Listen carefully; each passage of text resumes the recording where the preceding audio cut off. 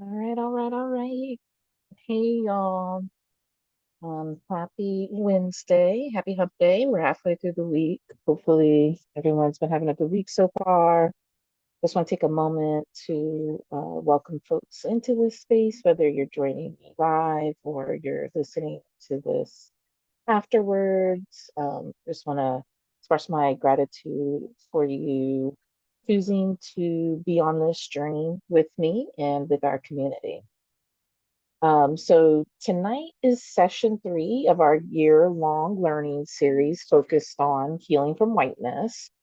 Tonight we're going to get into what chattel slavery is and its long-lasting impacts on Black folk across the diaspora, but we're going to focus mainly on U.S. history and how that led to like a cultural severance. Um, so, in essence, we're going to be talking more about how enslavement did more than just steal our labor. It severed us from our languages, our lineages, our spiritual traditions, and enforced white norms and beauty standards that still haunt us to this day. So before we dig in, I always like to start any time together with some grounding. I invite you to join me in taking a deep breath.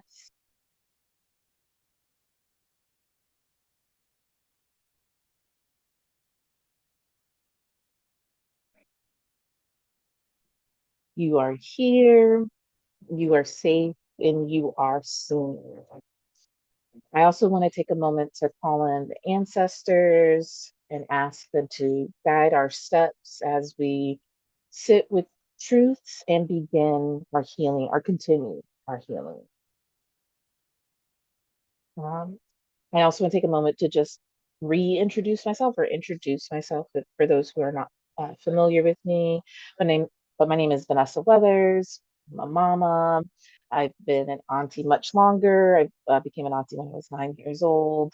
I have very deep roots in the United States on both sides of my family, but particularly around my paternal side, I've been able to trace my ancestry back to the late 1700s and even um, came across documentation naming an ancestor of mine who came directly from Africa. But I come from Southern culture and influence. My people were farmers and sharecroppers that lived in Georgia for many generations. I happen to be born in Ohio, but have lived most of my life here in New England and New Hampshire in particular. Um, and so a lot of my perspectives and values have been shaped by my lived experiences being raised in a predominantly white space, but having remembrance of community and village living really has helped me to kind of unpack and dissect and unlearn a lot of different beliefs I've held over the years. And as I'll talk in a moment, I'm on this learning journey alongside all of you.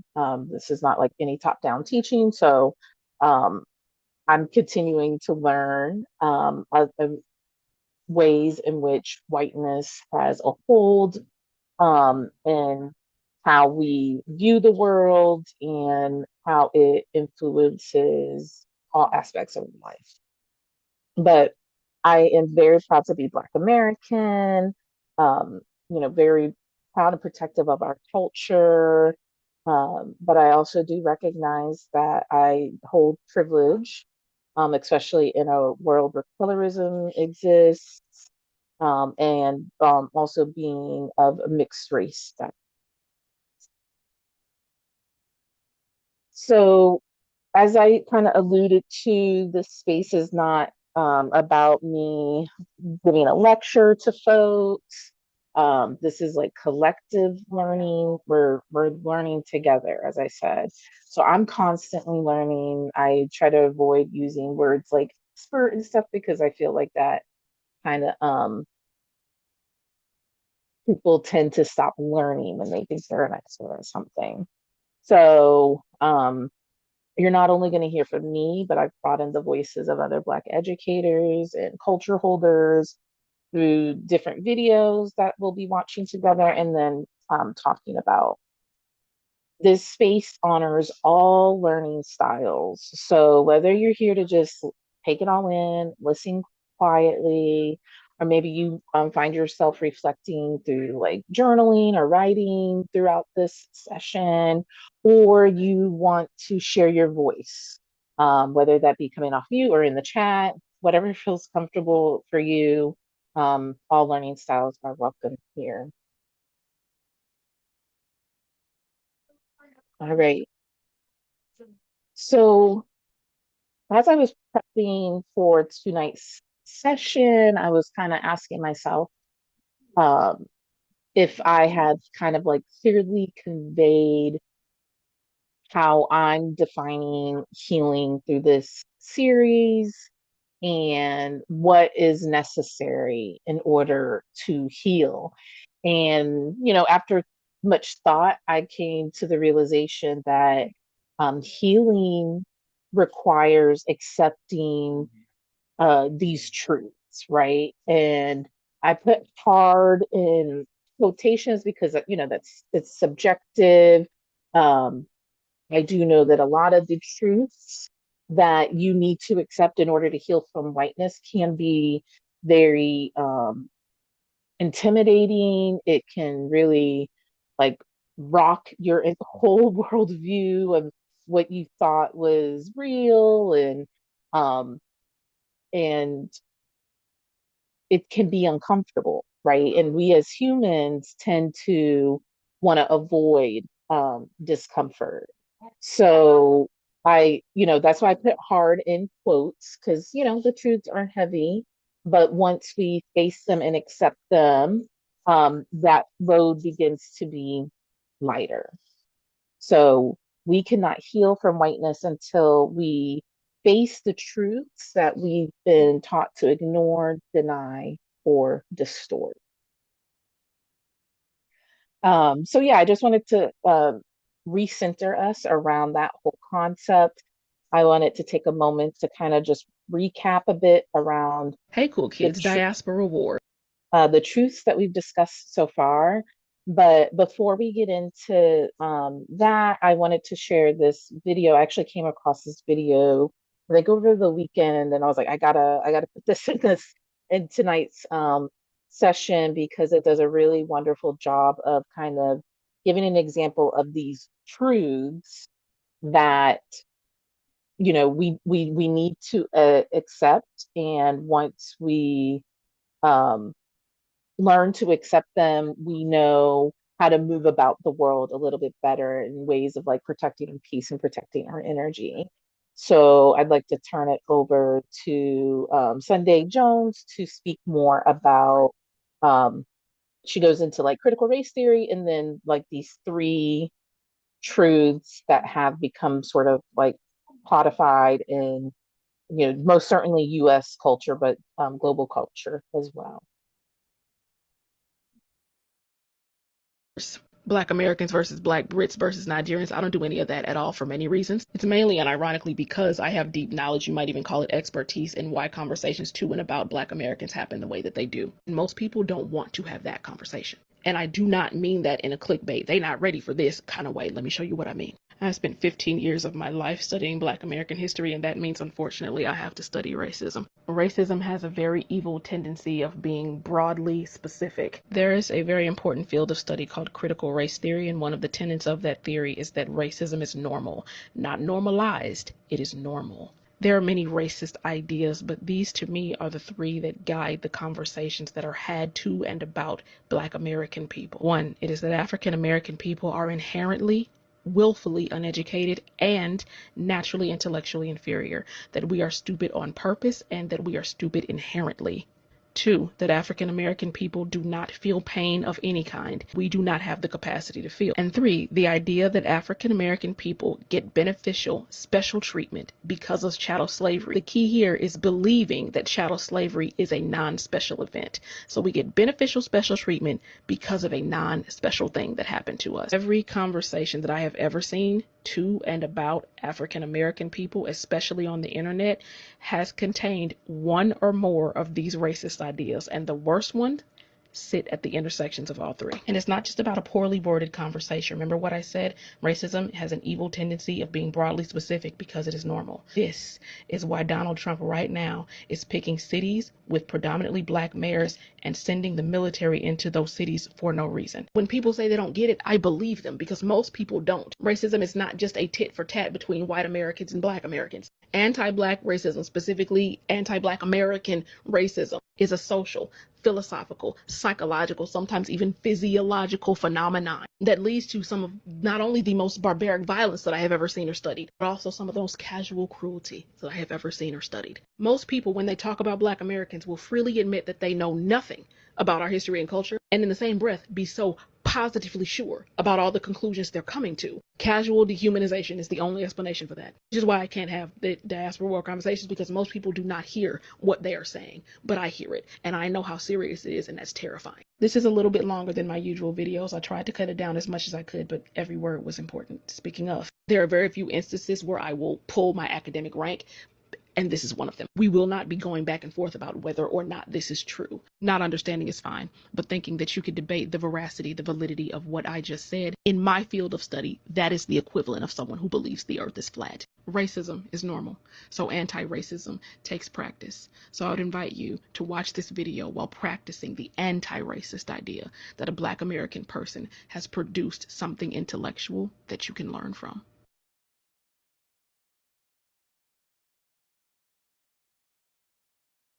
Yeah, I know a lot of good nuggets were dropped in that video. I did want to kind of rewind it back to where she was showing her notebook with the Into those cities.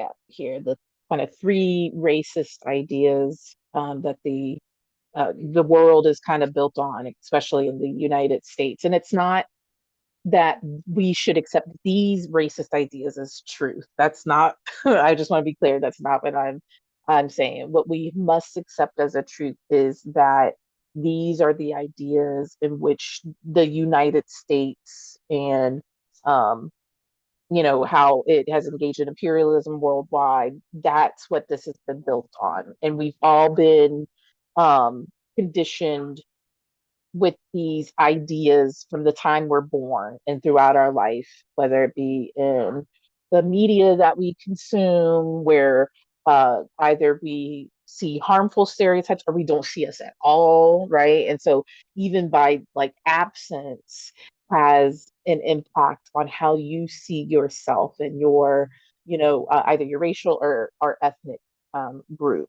So again, to be clear, it's not about accepting these racist ideas as truth, but the truth that we have to accept is that, a lot of our culture in the United States has been built around these racist ideas that has been reinforced through our education, through the media we consume, through, other, powerful institutions like religious institutions and stuff. Um, Once you begin to kind of confront that and accept that as like, that's just how it's been, like I said, then you can be more conscious of how you move about the world. For example, um, you may decide to not engage in as many like debates with people over certain things because it's is it really worth their energy to try to overcome somebody's like hard wiring, like this is how, and it's like obviously amplified within white families and stuff, but it still happens in non-white families as well. But you can then decide like, all right, I understand that this is how we've all been kind of conditioned. So that's going to influence and guide how I choose to expend my energy. Like for me personally, I'm not spending much energy educating people outside of my community on these things. And I just operate with the knowledge that these people come from a culture that like that perpetuates a lot of these ideas, whether it be covertly or overtly. So I think that was important to kind of just start off as a way of giving an example of some of the truths that we have to accept as part of this healing journey. I also wanted to just take a moment to recap sort of, again, this is session 3, some of the truths we've discussed so far in session 1 and 2. So we've talked a lot about how race is a human invention, completely made up, but it has real world consequences because it influences all aspects of our life, even to this day. Um, so Europeans created this racial hierarchy, placing themselves at the top and Africans at the bottom.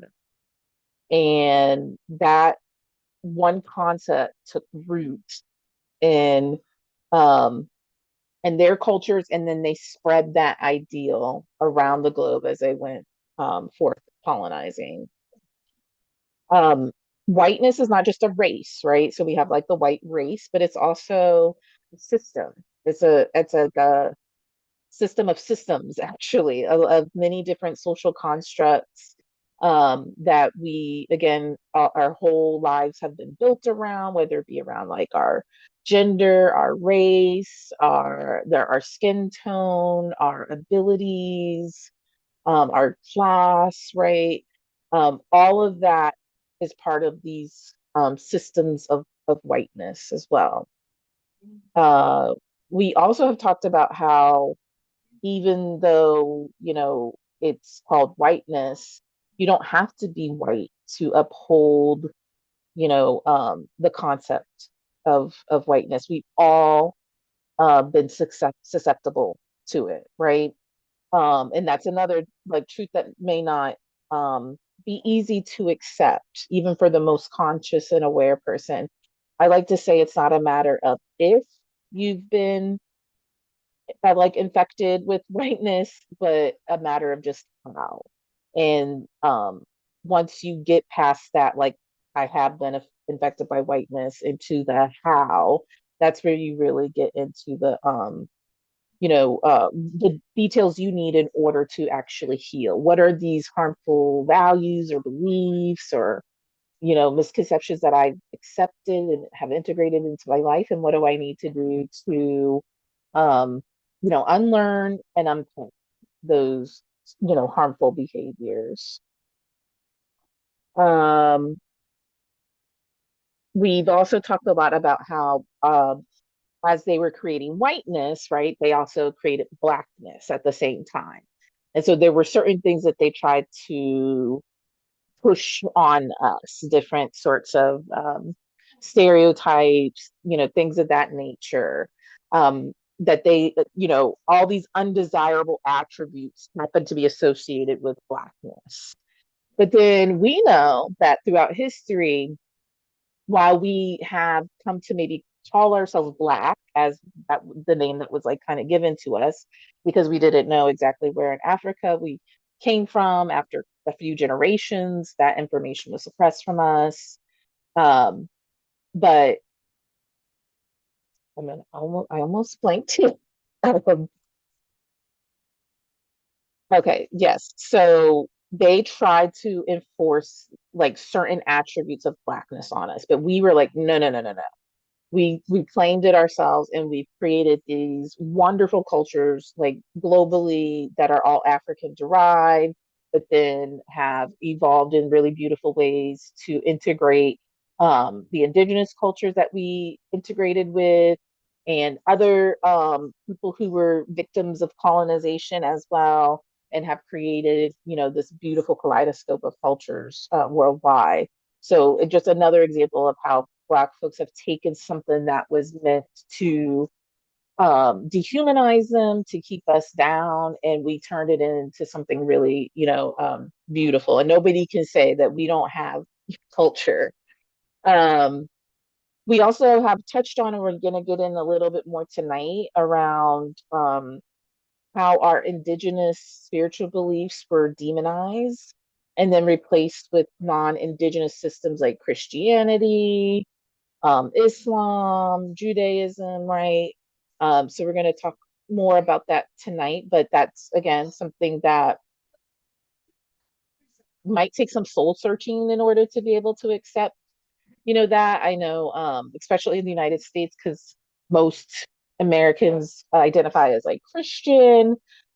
This is kind of like a really scandalous and radical thought for some people to kind of sit with, how our indigenous spiritual beliefs were replaced with, especially like Christianity, and how much harm that has caused to us as a people. So we'll get into that bit more tonight.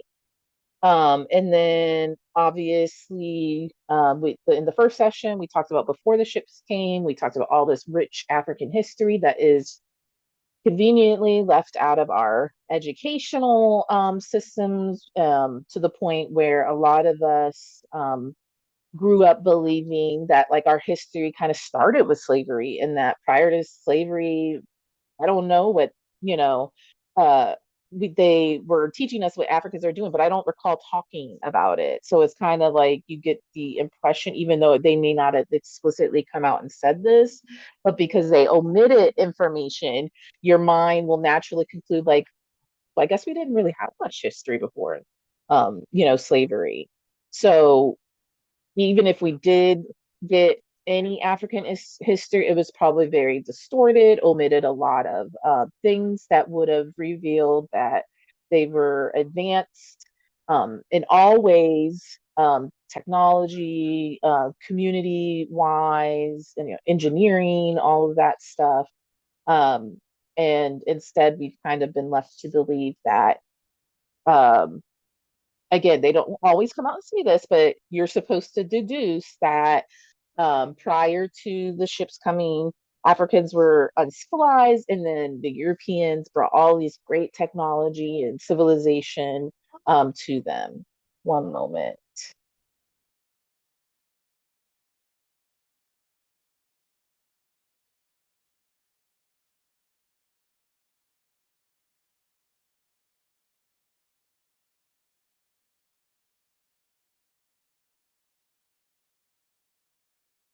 My son's not feeling well, so he was asking for some more medicine. But yeah, so I think this is a really good recap of what we've discussed so far. And my goal is to kind of keep that running list and revisit it at the start of each session so we can ground ourselves in sort of where we are. And it's a good, really, like, self-assessment for you as well, to ask yourself which of these truths really kind of cause me discomfort, or kind of you know provoke a thought or a feeling. That may be where you need to spend a little bit more time just kind of unpacking sort of what is that triggering for you, why, what is sort of the belief system behind it. Things of that nature are very helpful. So like I said, I'll keep a running list of the truths and start each session with those. um, all right, so just a recap of our session goals.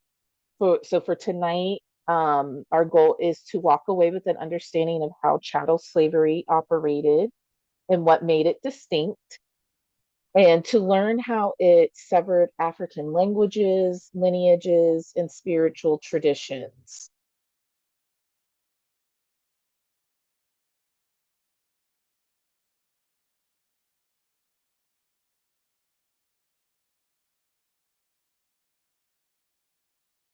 Okay. Asking my son to turn the TV down a little bit. But and we're gonna explore how white supremacist norms and beauty standards were enforced. And throughout the session, we'll talk about ways that this cultural severance still impacts us today, hundreds of years later. So looking forward to exploring these concepts with y'all this evening. We're going to start right with what was chattel slavery. American chattel slavery was I don't really like how the video just like automatically American plays, chattel slavery. so I apologize. But this video is a good foundation for understanding what chattel slavery was and how it compared to other forms of slavery, because an argument that a lot of folks who uphold whiteness like to make is that chattel slavery was like not unique at all, right? Everybody was doing slavery type of, mindset. And so that's completely false. We're talking about totally different systems. And so these next few videos do a wonderful job breaking down what it actually was and how it was different from these other forms of servitude. Slavery was unlike any other system of enslavement in history due to its permanence, racialization, and extreme dehumanization. Unlike ancient slavery, where individuals could sometimes earn their freedom, marry into society, or hold status, American slavery was hereditary. Children born to enslaved mothers were enslaved for life, with no legal pathway to freedom. This system was codified into law, ensuring that black people were permanently seen as property, not individuals with rights. And while some point out that Africans participated in the slave trade by selling captives to Europeans, it is crucial to recognize that the system that they contributed to was vastly different from the chattel slavery that emerged in the Americas. African societies engaged in slavery as a byproduct of war or debt, often with opportunities for eventual freedom. What Europeans created was industrialized systems that permanently dehumanized an entire race with no possibility of liberation or dignity. American slavery was explicitly racial, with blackness itself becoming a marker of bondage. While slavery in other parts of the world often resulted from war or punishment, American chattel slavery was built on the belief that black people were inherently inferior and suited only to servitude. This racial hierarchy was reinforced through laws that criminalized literacy, denied enslaved people legal recognition, and sanctioned extreme violence to maintain control.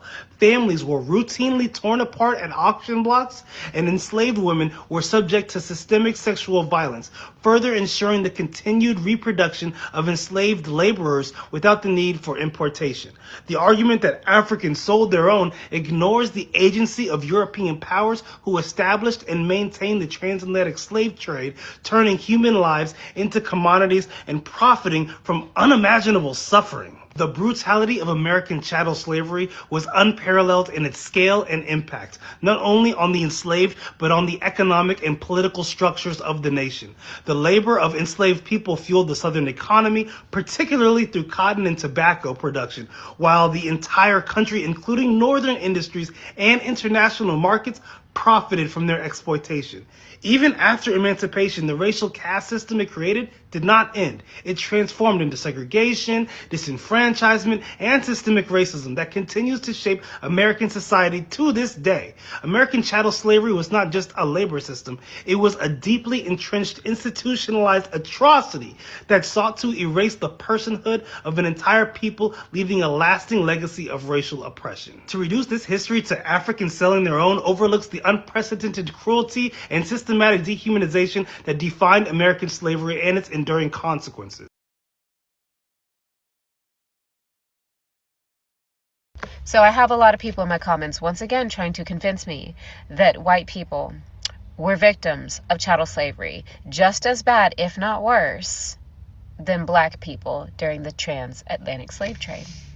And while we do acknowledge that, yes, Europeans have been slaves on multiple occasions, what we're failing to kind of understand and realize are the differences between the types of slavery and how slavery morphed, grew, changed when it was brought to the New World. Traditional definitions of slavery have stressed that the slave is the other person's chattel or property, and that the slave is subject to sale or other forms of transfer.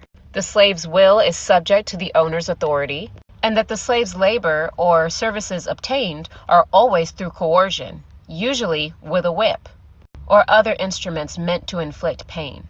When speaking on slavery in a latter context, it very well may have been modeled after the domestication of animals, especially livestock or beasts of burden, i.e. chattel, from the Latin word capitalis, which is the root word for both cattle and capital. And this is further proved with the introduction of Aristotle's ideas and the dehumanization of the African in regards to slavery. Slavery has always been part of human civilization, as far back as records record, in places like Egypt, China, Russia, and Rome. But nothing was really like the racial slavery that overtook the Western Hemisphere. Were there ethnic stereotypes based in the slavery of that time? Of course. That is called xenophobia. It has been argued by scholars like Orlando Patterson that defining humans as property is of secondary importance and is not an essential constituent of slavery. He defines slavery the permanent, violent, and personal domination of natally alienated and generally dishonored persons. You can read his classic book Slavery and Social Death for a better understanding of that sentence. He also argues that the slave is in the condition of social death. What he means is the slave and his or her descendants are torn away and uprooted from the original family, clan, ancestors, or any legal descendants. So in theory and in law, the slave has no legitimate, independent being, no place in the cosmos, except as an instrument of the master's will. Now, adding in the crucial element of chattel property is adding in the animalization of the slave. And this, coupled with scientific racism, the pseudoscience we see emerge with Aristotle's teachings and those who followed him, we see the foundations of chattel slavery endured by Black people. When have white people experienced that?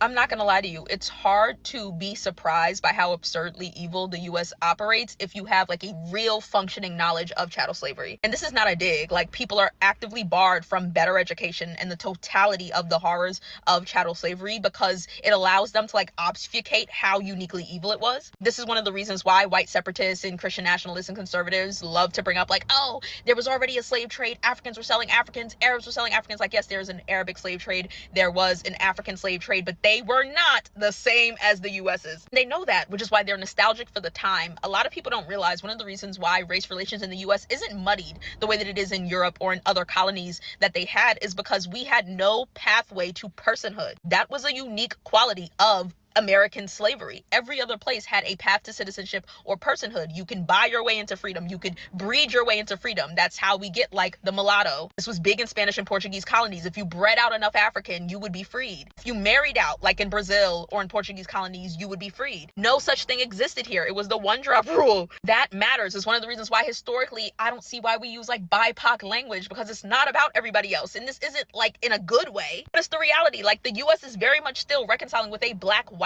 racial conflict. The rest of y'all are collateral. That sounds mean, but it's the truth. And history shows us that because even amongst its other enslaving white counterparts, the US was still amongst their contemporaries regarded as a uniquely evil form of enslaver with very stringent race relations. And all of it is contemporary. We are living in derivatives and replications of the plantation every day. And I'm thinking about it a lot because seeing these people be like extrajudiciously deported, whether or not they're citizens, whether or not they're here illegally, borders aren't real. I don't care about them. But you get what I mean. This like no tolerance policy of the other is like really fascinating if you know like how much work it took to maintain the power of whiteness. The fact that post-enslavement, after the Reconstruction period, they had to restructure what whiteness was because of their numbers. And it's the racial anxieties accompanied by white folks' fear of Black retaliation that led to them subsuming other groups that were not considered white into their own as a self-preservation tactic. This is where we see them giving the Irish and the Italians and the Jewish people a chance to like audition into whiteness to bulk their numbers. And this is something they've been thinking about for a long time. It's why the Great replacement theory is literally the bedrock of conservatism. This is just a contemporary version of white enslavers being absurdly cruel and then writing in their diaries about how they fear about being killed by their slaves at night. This is just that with Google. But one of the other reasons why they make sure that people don't know the full scope of chattel slavery in the American context is to see where it was failed otherwise when people would try to replicate it elsewhere. After the Civil War,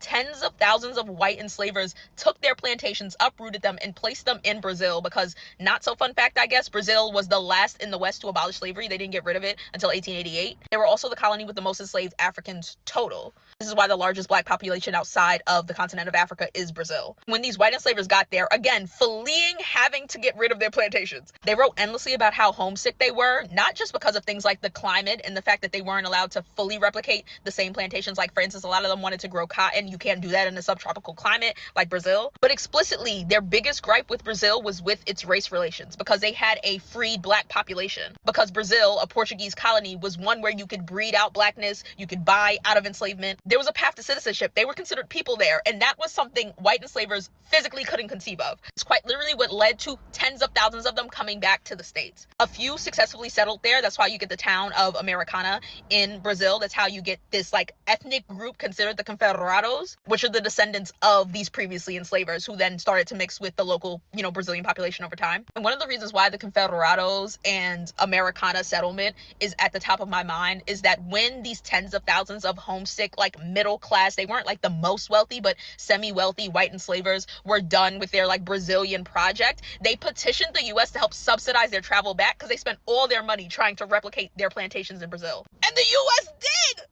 The US literally helped pay to repatriate these enslavers back to the States, specifically back to the South. And it's this knowledge that blows my mind all the time, where it's my tax dollars, your tax dollars, are being used to send people wherever the fuck this administration wants them to go. And this is the same country that was paying out reparations to white enslavers for loss of product and income. The same country that, when after a civil war had tens of thousands of defectors leave to maintain slavery, they helped pay to bring back. That's this country's legacy. That's why I always say the US is profoundly unique in its evil. Our race relations are very clear. This is not a brown, black, melting pot struggle. This is all about reminding black people our ultimate place, which is as being a proprietary force for white America. Everyone else is essentially just collateral. You have to get everyone else out because they are amongst us. But also, if there are less of the brown, less groups in between us, it'll be much easier to legislate and navigate a white-black racial caste system, which is why they are deeply nostalgic for the American past, because uniquely speaking, within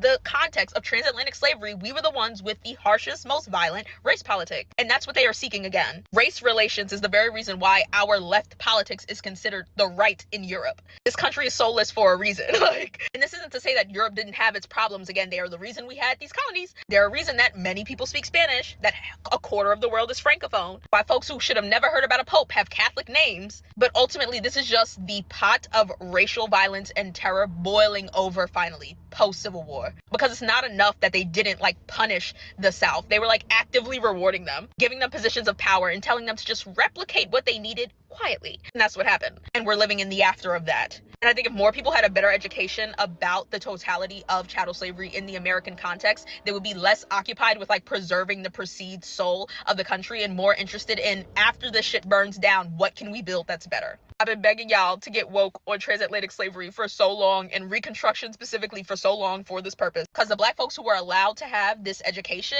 we knew time was a ticking, and the time is now.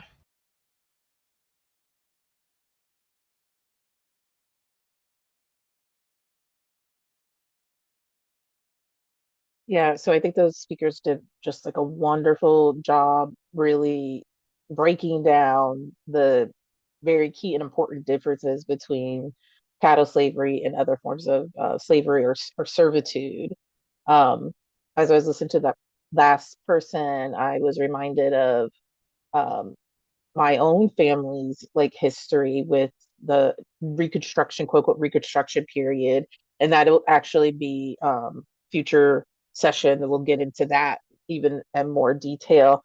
But I was, doing my genealogy research and had found a new branch of the family, and I had learned by this point pattern in terms of locating my ancestors by finding white people who had a lot of land and wealth on the census form, and then looking at the Black families around them, because that usually, especially the 1870 census, a lot of the formerly enslaved had no choice but to stick around the plantations that they were enslaved on, and it was the case for my ancestors. And I remember writing the victims that had enslaved this particular ranch, and that they were sitting on what today would be probably about $4 million in wealth. And not only that, that I found like their pardon paper from the president of the United States at that time for one of the male figures in that family, pardoning them for, continuing slavery after it was made illegal in the United States. And I like that pissed me off to no end, just to see that on, paper. You obviously you hear about it, but it hits different when it's like a, you know, personal impact to you. But a lot was overlooked during that Reconstruction period. So that's another important piece of history that we'll delve into. But just to kind of summarize again, like the key differences between chattel slavery and other forms of servitude. With chattel slavery, people weren't people, they were property. That was not the case with other forms of servitude. With chattel slavery, your status was inherited. So if you were born to an enslaved woman, in particular, you automatically were enslaved. Whereas other forms of servitude there were typically temporary. I know a lot of people like to compare indentured servitude, especially with the Irish. But that was like temporary, typically for a term of like 7 years or whenever you were able to pay off the debt, right? And they had defined terms. That was not the case with chattel slavery. It was just inherited. Again, property, because we were considered property, we had no legal rights. Our humanity was not recognized. Um, Chattel slavery is enforced through extreme violence, surveillance, and systemic dehumanization. And we're going to talk a little bit about how that dehumanization occurred through slave codes. And then chattel slavery was completely based on race. So Africans and their descendants were targeted, and um, anybody who met their definition of Black, right? For other forms of servitude, it's not usually passed on to children. It was not based on race. And there was a possibility of eventual freedom or reintegration into society. So those are, things to keep in mind, because this is a common argument. And I've seen a rise in it recently, and it's almost like um, they're trying to, I don't know, like two wrongs don't make a right type of thing, but they're trying to diminish the severity of the chattel slavery and rewrite history and make their ancestors seem like the ones who were brutalized, when we know wasn't the case. So the impacts of chattel slavery were so deep that they um, didn't stop at just like systemic impacts. It ended up leading into total dehumanization.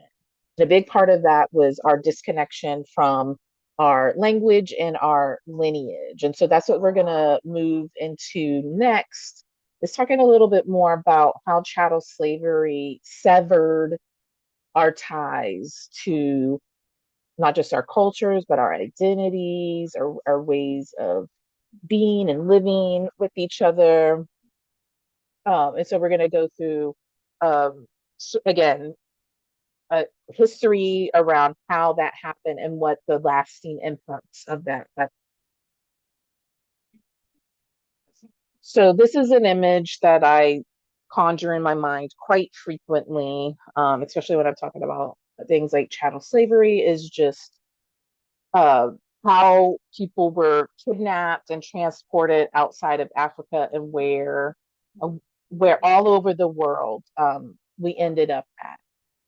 And I find it so interesting and funny, not funny, haha, necessarily, but it just shows the sort of hubris of white supremacy and the short-sightedness of it, because it's constantly living in a state of urgency, that in their mission to like ethnically cleanse the world, racially cleanse the world, they actually ended up um, helping Africans go to corners of the world we may never have gone to had they just left us alone. And so, in their mission to destroy us, they actually made us immortal in a way. 1 second.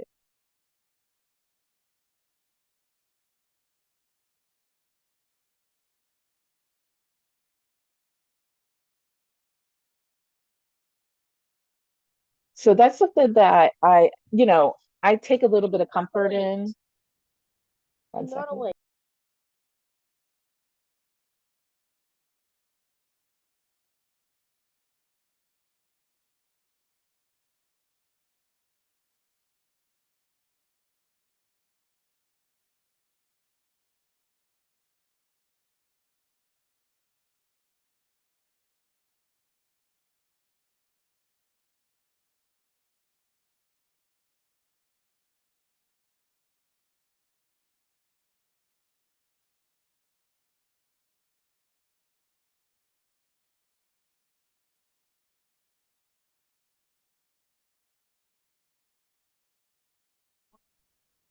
Okay. So yeah, I do take a little bit of comfort in knowing that, again, because of just the ego and their short-sightedness. They have ensured the longevity of African and African descendant people across the lands for, you know, from now until forever. But as we know, this transatlantic slave trade and slave trade across the globe um, acted as a severe disconnection from our lineages, our indigenous ways of being. We're going to go into some more examples of specific disconnects that they did to ensure that, you know, we were easier to subjugate. Over 12 million. So the next few videos are going to talk about how they got rid of our language, how they intentionally mixed up different ethnic groups so that we didn't speak each other's language. It made it harder for us to communicate and to hold on to our cultures. How they took away our names, and also, though, through all of that, through all of the intentional efforts that they have done to keep those lines severed, how our people have resisted throughout all of that as well. So the next few videos will be covering just different examples of those disconnections, but also examples of our people healing those disconnects in their own way.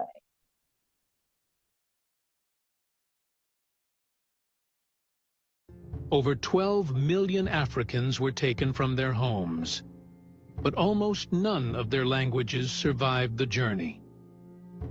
Languages like Yoruba, Igbo, Wolof, and Mende once carried entire histories. Now they're barely whispered. Why? Because enslavers knew, to control a people, you must erase how they speak, think, and remember. Speaking African tongues was punished, beaten out, silenced across generations. They didn't just steal bodies, they stole voices. But memory speaks, and we're listening again.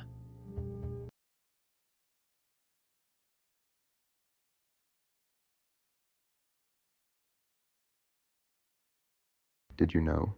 They didn't just enslave our bodies. They butchered our tongues for trying to keep our language alive.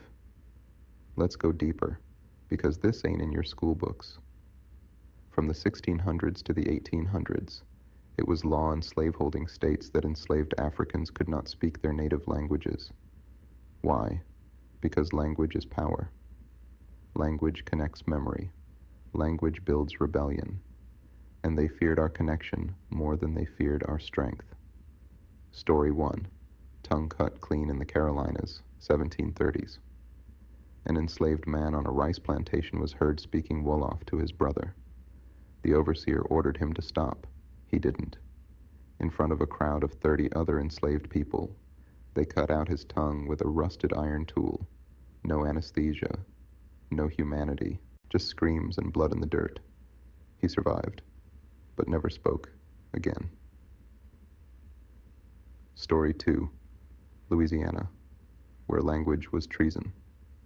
In the French-controlled South, enslaved Africans still spoke Yoruba, Fon, and Congo.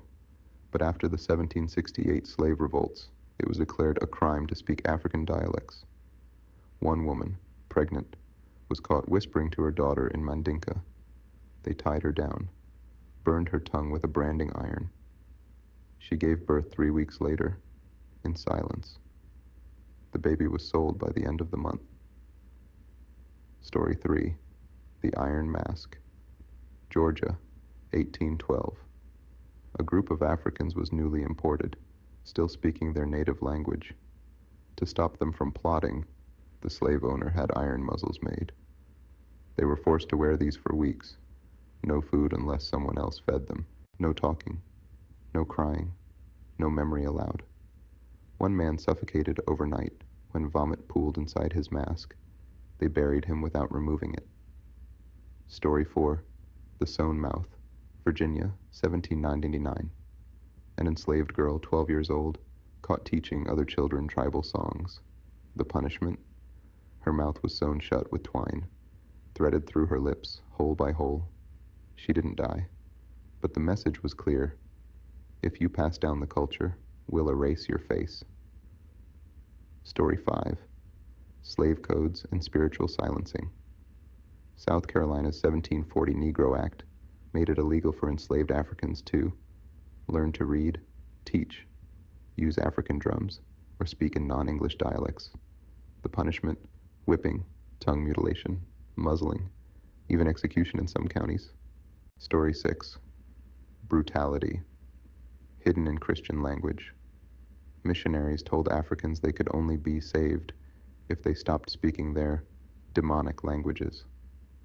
One account tells of an enslaved elder who continued praying in Twi. The pastor ordered her mouth to be filled with salt, vinegar, and ash, and sewn shut. She died from infection. They buried her behind the chapel. No headstone, no prayer. Story 7. The auction block translator, killed for speaking truth. One man on a slave auction block was bilingual in English and Yoruba. He tried to warn other captives what was happening. The slaver noticed, dragged him behind the auction house, cut out his tongue before the bidding even started. He was sold that same day, mute and bleeding. Why you don't speak your native language today. This is why most black people in the Americas don't speak Yoruba, don't speak Igbo, don't speak Wolof, Kikongo, Zulu, Mandinka, or Twi. Because those tongues were cut. Because those mouths were burned. Because our ancestors were forced into silence and punished for remembering. But memory is in our DNA. So when you feel drawn to Africa, when you feel something stir, when you hear the drums, that's not fantasy. That's ancestral data waking back up. Final thought. They took our language to take our identity. They silenced our ancestors so we'd forget who we are. But we are the voices they tried to bury. We are the tongues they couldn't fully cut. And now, we speak, not in fear, but in fire. And yet, black people around the world still have the nerve to say Jesus died for us, when in reality, our ancestors died for us to be here. It wasn't Jesus on those ships. It wasn't Jesus in those fields. It wasn't Jesus taking lashes, birthing babies in chains, or having tongues cut out. It was them, our blood, our grandmothers, our uncles, our lineage. They died for our survival. So how dare we forget who really paid the price? 5 African tribes taken during the slave trade to the United States. 1. Yoruba. The Yoruba people, predominantly from present-day Nigeria and Benin, were among those enslaved and taken to the Americas. They brought rich cultural traditions, including religion, Orisha worship, which influenced religions like Santeria and Vodou, and art. 2. Mande. The Mande-speaking peoples, including Mandinka, Malinka, and Bambara, were widely captured due to their proximity to key trade routes and their agricultural skills. 3. Congo. The Congo people from the Congo River region were among the most numerous groups transported to the Americas. They contributed significantly to spiritual practices, like the development of African American religions such as Hoodoo. 4. Igbo. The Igbo people of southeastern Nigeria were frequently captured and transported due to their location near coastal slave markets. Their resilience and cultural heritage influenced African American identity, including folklore and music. 5. Wolof. The Wolof people from the Senegambia region were taken in large numbers. They were known for their linguistic and cultural influence. You ever wonder why half of us have a granddaddy named George, John, or Henry? Why every Black family tree sounds like it came out of an old English textbook? Yeah, that wasn't an accident. That was by design. Ugly, intentional design. So let me tell you something. My own grandfather was named George Washington, and so was his father. And no, we didn't choose the names because we love powdered wigs and wooden teeth, even though we know those weren't wooden teeth, but that's besides the point. Back in slavery, Black people did not get to keep their names. They didn't get to choose them. They didn't even get to whisper the ones that they were born with. Slave owners named us like pets, snatching names from their heroes: George, Henry, John, Mary, Elizabeth.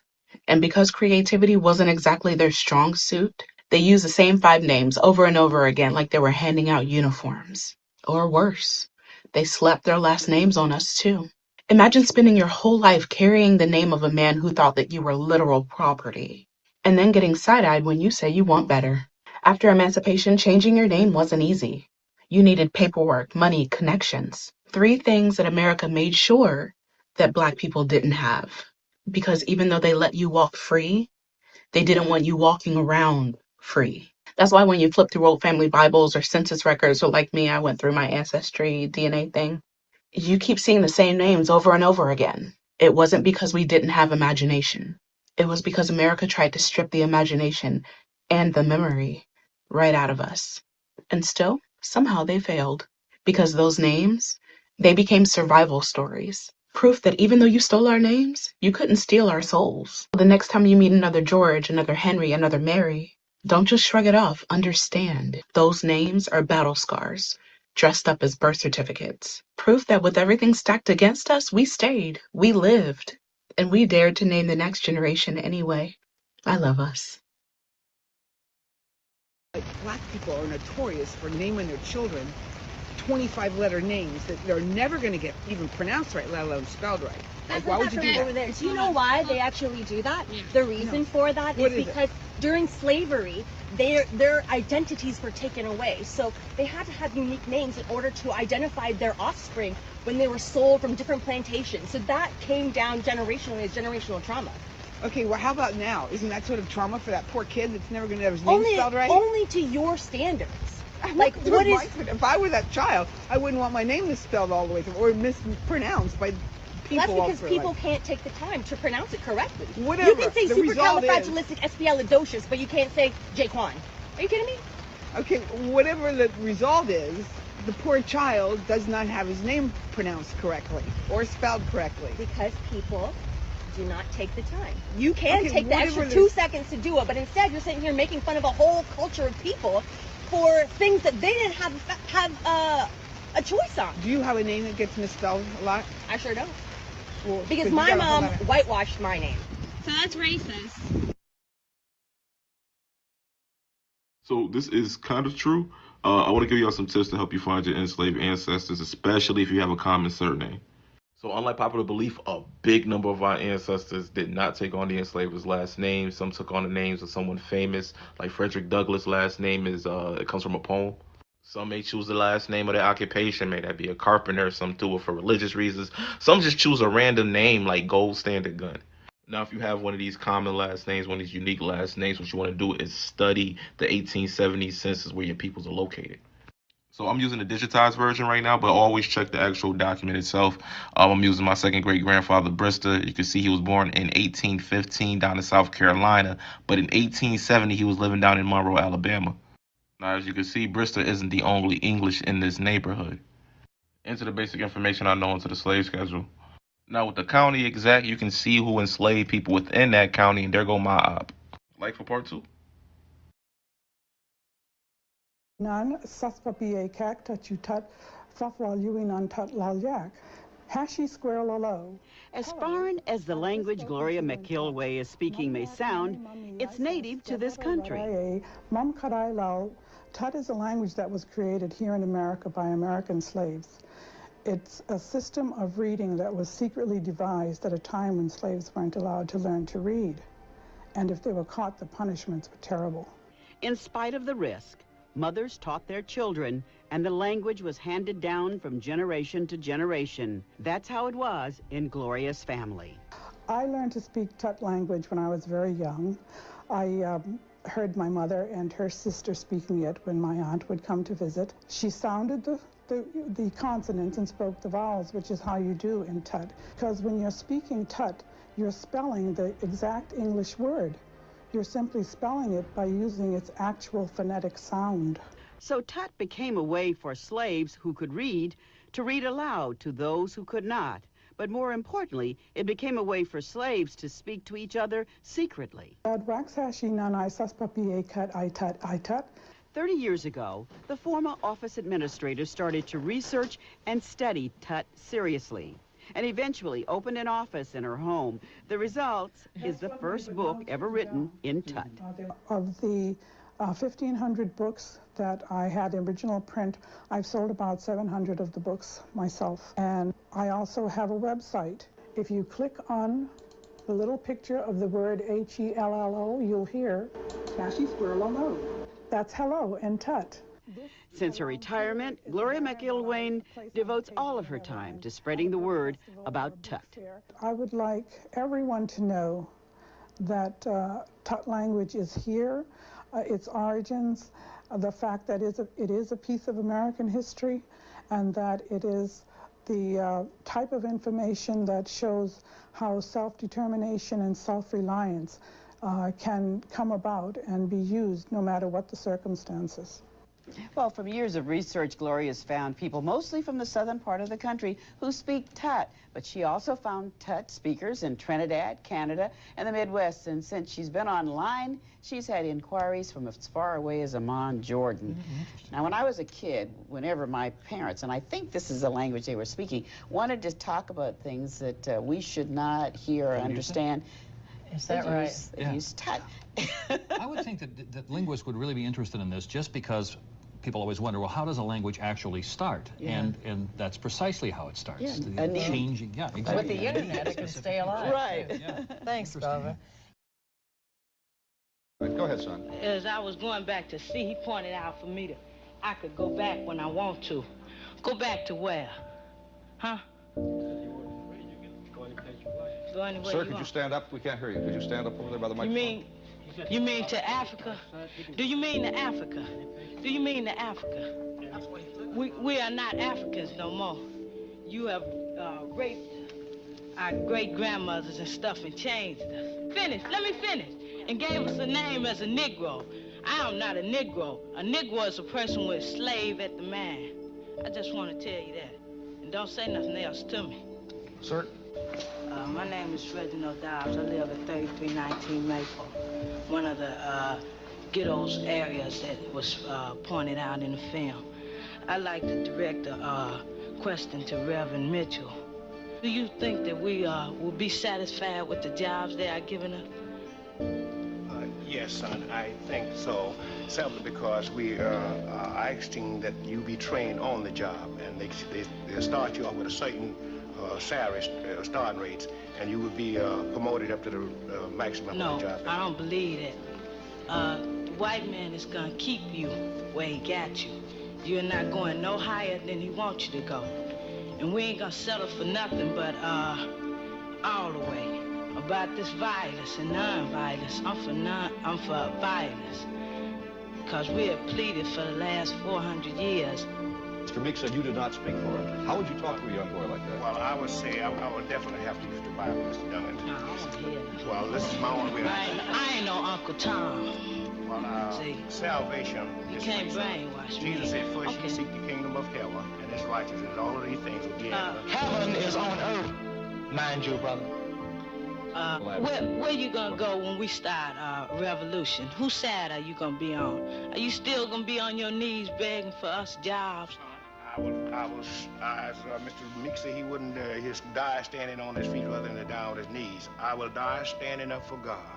But God is standing second mistake. Okay. Have God ever told you to let this white man rule you like he is?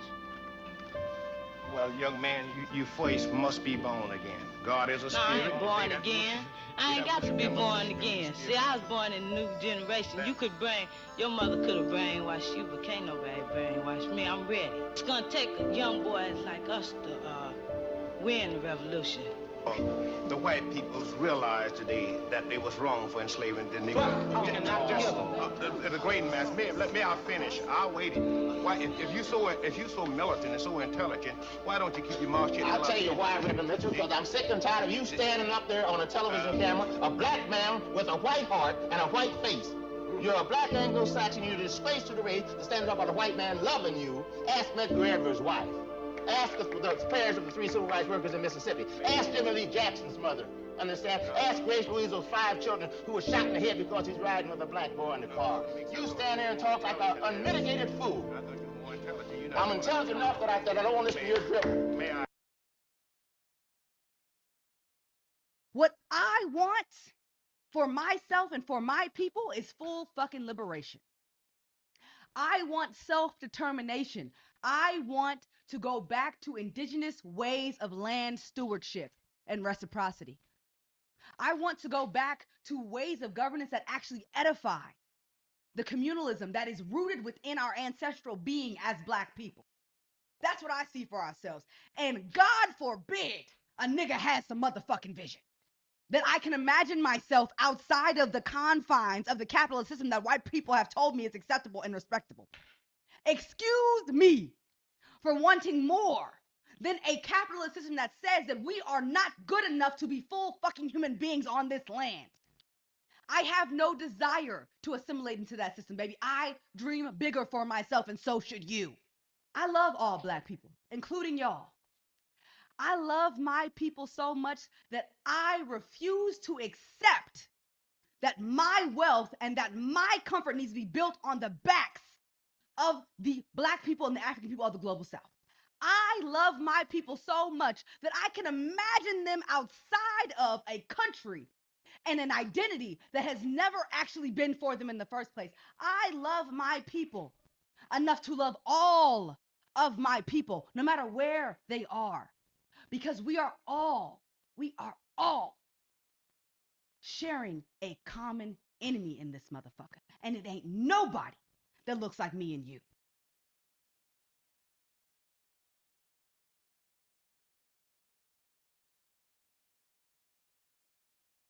So yes, and once again, the speakers were on point. I don't feel like there's anything that I can really add to what they've said. But other than to kind of recap what we heard from them, so we heard about how our languages were banned, we weren't permitted to speak them, they weren't being taught to us, and how important language is to your identity and to your culture and to feeling grounded, and as part of a community, right?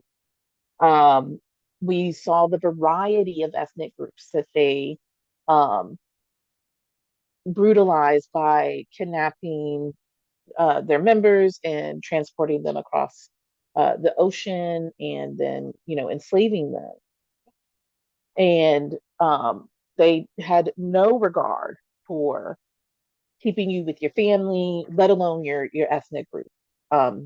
So that was another way they tried to erase our linkage to the motherland and erase like our culture and our languages, is by intentionally mixing us up so we couldn't communicate, and then also not allowing us to use our languages.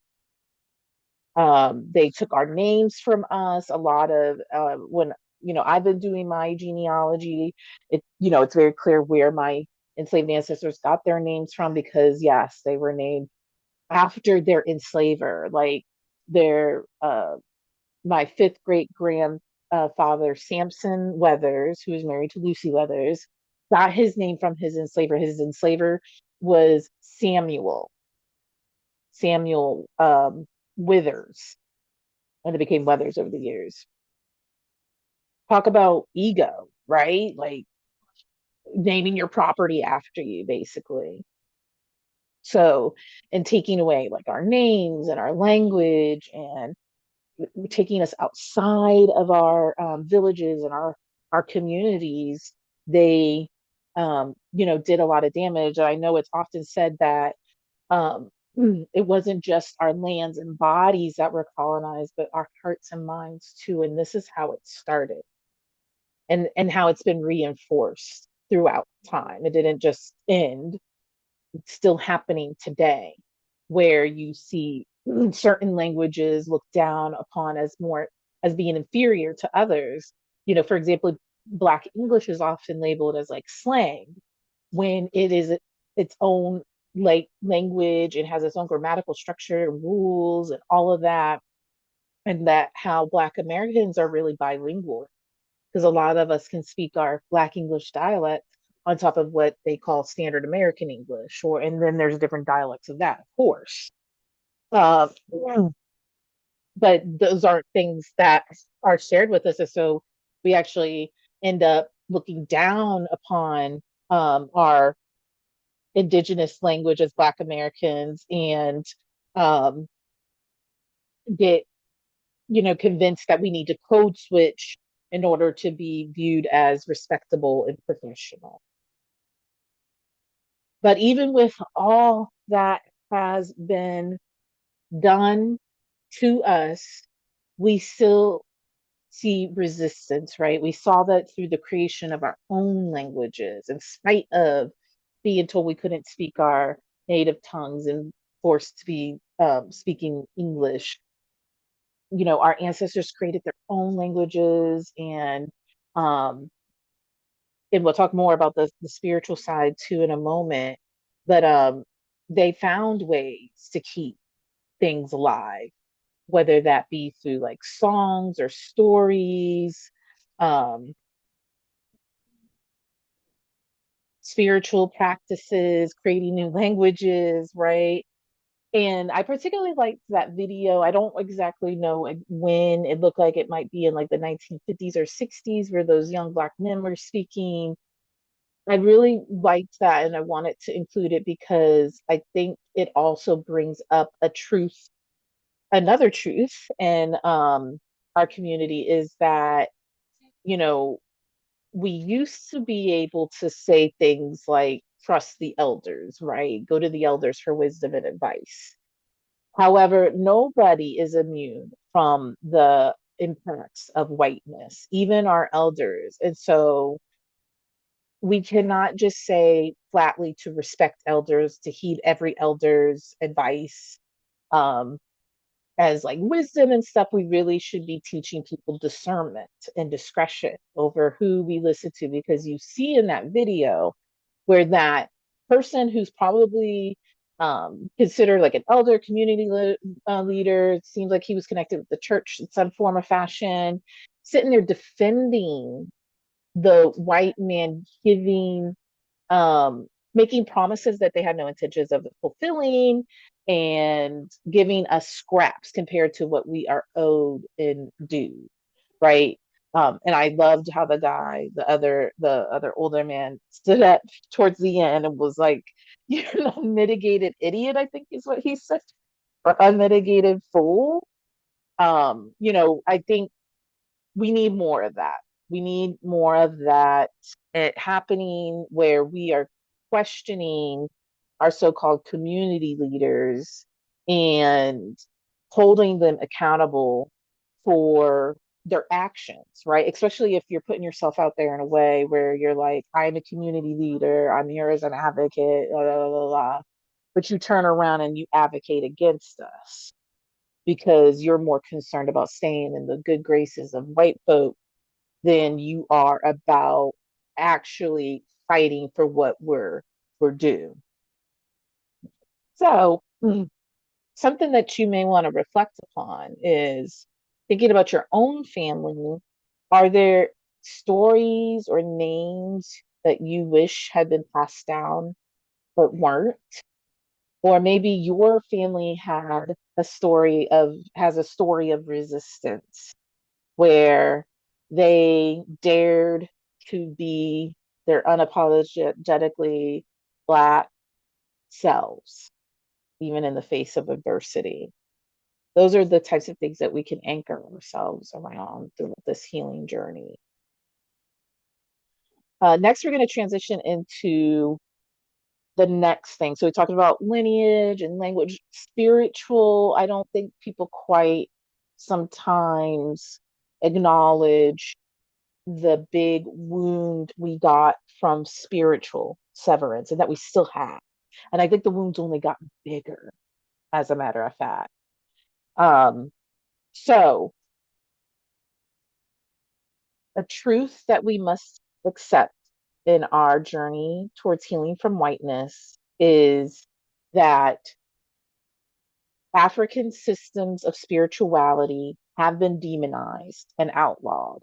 And that was intentional and it was done as part of subjugating Africans and creating Blackness, was to deem everything that was associated with their cultures as wrong, bad. And there's no more powerful tool than I think religion in sort of manipulating people into having certain beliefs or behaviors. And, they began a campaign of really demonizing a lot of, if not all, indigenous African spiritual systems, right? So that's a fact. That's just a truth that has to be accepted. Another truth that has to be accepted is that Christianity in particular was weaponized and used to justify enslavement. There were such things as slave Bibles, where they intentionally removed any references around liberation or anything that might inspire rebellion or revolt. Um, so they manipulated the word. And then sometimes they didn't. Sometimes they just used the word as it was written. And because of the values and beliefs of that particular belief system, it goes well with um, enslaving others, doing things like genocide. And we're going to hear more from folks in the community around that in a moment. However, again, so that one thing um, that is truth, another truth that we have to accept is, in addition to accepting all of these things that have been done to keep us down, we must also accept there's always a resistance to that. So where they try to sever our ties with the motherland, our ancestral lineages, basically what creates our spirit, our soul, and who we are, there was a resistance through enslaved Africans throughout the globe, creating new spiritual systems based on the ones that they had back in Africa, but integrating a little bit of Christianity and stuff to kind of disguise it so that it was acceptable to the more acceptable to the white folks. So that's how we got things like practices like hoodoo, which is like Black American spirit, indigenous Black American spirituality. It's a combination of African derived religions, African traditional religions, I mean, and a little bit of Christianity, a little bit of like indigenous American as well. And so they were able to create something new in spite of their indigenous beliefs being stripped from them. They were able to still hold on to some of that. And as an act of survival, integrated other belief systems to be able to kind of pass it off as like, oh no, I'm a good Christian type of thing. Same thing with Santeria and Voodoo as well. Those are blends of African traditional religions, the religious beliefs of whatever indigenous people were there when the enslaved were brought to these lands. And so, and that, again, another form of resistance that we must acknowledge there. So we had African traditions being outlawed and demonized. Christianity was being weaponized, and I don't even know, like, if I agree with that term, weaponized. Like I said, I think it's easy to weaponize because of some of the beliefs that are taught are perfect breeding grounds for systems of oppression, like patriarchy and classism and you know, homophobia and queer phobia, right? All have roots in religious teachings that are part of Christianity. Um, so, but throughout all of this, right? Throughout all this, our ancestors were hanging on to traditions by creating African derived religions like hoodoo, voodoo, and Santeria. All right, so we're going to be hearing from a few speakers talking more about this. I do want to say, like, part of the next few videos, there is a humorous one in there, but I wanted to include it because I think it really does a good job sort of showing how ridiculous some of the stuff that we hear about African culture and stuff, how ridiculous it sounds. So in case you notice the tone change and stuff, that's why I think, obviously, we can use, our humor to also convey lessons and stuff. And so just a heads up for y'all. Why do so many black people think that Christianity was forced upon them by slave masters? I barely do it. You guys not know that Christianity started in Africa? Like Jesus was walking through Egypt. Moses was walking through Egypt. Do you know where Egypt is? I think y'all need to pull up a map and put this into perspective. But Egypt is in Africa. Why would a slave master force Christianity upon a slave? Why would they even want them to read? You think they just gave them the Bible? Like, read this. Think about it, man. Tighten up, because you all the way off. First off, Christianity did not start in Africa. I don't know why. Well, I know exactly why people say that. I'm finna get into that later. But Christianity originated in Asia, modern day Palestine, modern day Israel, not Africa. The reason people say this is because the earliest Bible was found in Ethiopia, and Ethiopia was the first African nation to adopt Christianity. But Pete, what I just said, it was the first African nation to adopt Christianity. It had already existed by this time. Right? Bishop named Frumentius, or however the fuck you say his name, was the guy that literally brought Christianity over to Ethiopia. Why the hell do you think that it originated in Africa? And Jesus didn't walk through Egypt as an adult. He did none of his ministry in Egypt. He did all of his ministry in Asia, not Africa. Next thing, transatlantic slave trade. Most slaves that were brought from Africa to the modern day Americas, they came from Western Africa. Guess where Ethiopia is? As you said, look on the fucking map. It's nowhere near Western Africa, right? Whatever religion Ethiopia had adopted has nothing to do with the rest of the fucking continent, bro. We're not gonna ignore how fucking huge this continent is, right? Like, why do you think the culture we brought over was demonized? Hoodoo, voodoo, our own West African religions, it was demonized when it was brought over because we were still practicing our own native religions and not Christianity. Why would they let slaves read? They didn't.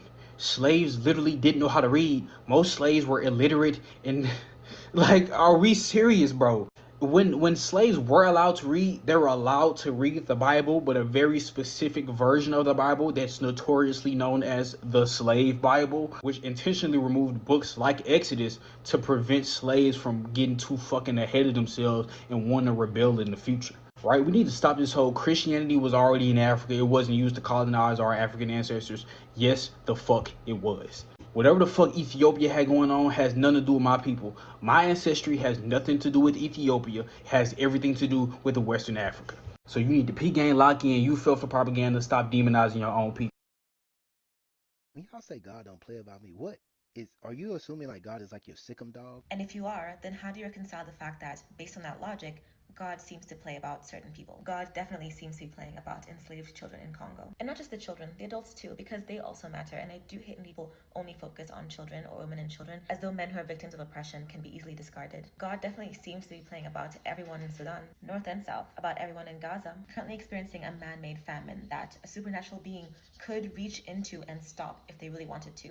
So where's that being? Where's God right now? Why does God not play about you, but plays about people who are literally starving? You think he cares so much about your interpersonal conflicts but will not intervene in a geopolitical one? Not a conflict, mind you, a genocide?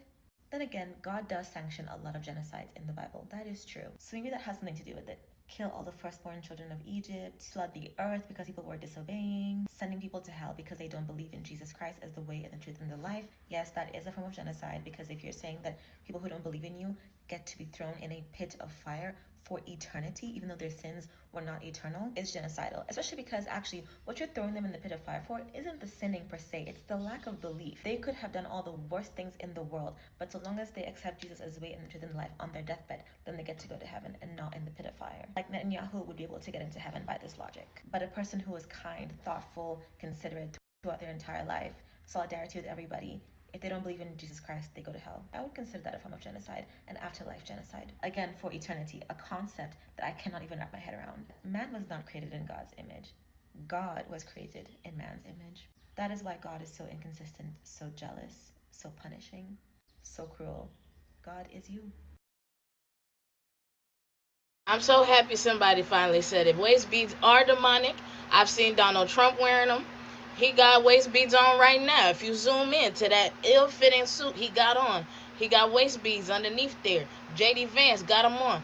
To get in the White House, you gotta wear demonic waist beads. You gotta show your tummy. You gotta show your tummy. Literally, to be an ICE agent, you have to wear waist beads. It's part of the thing.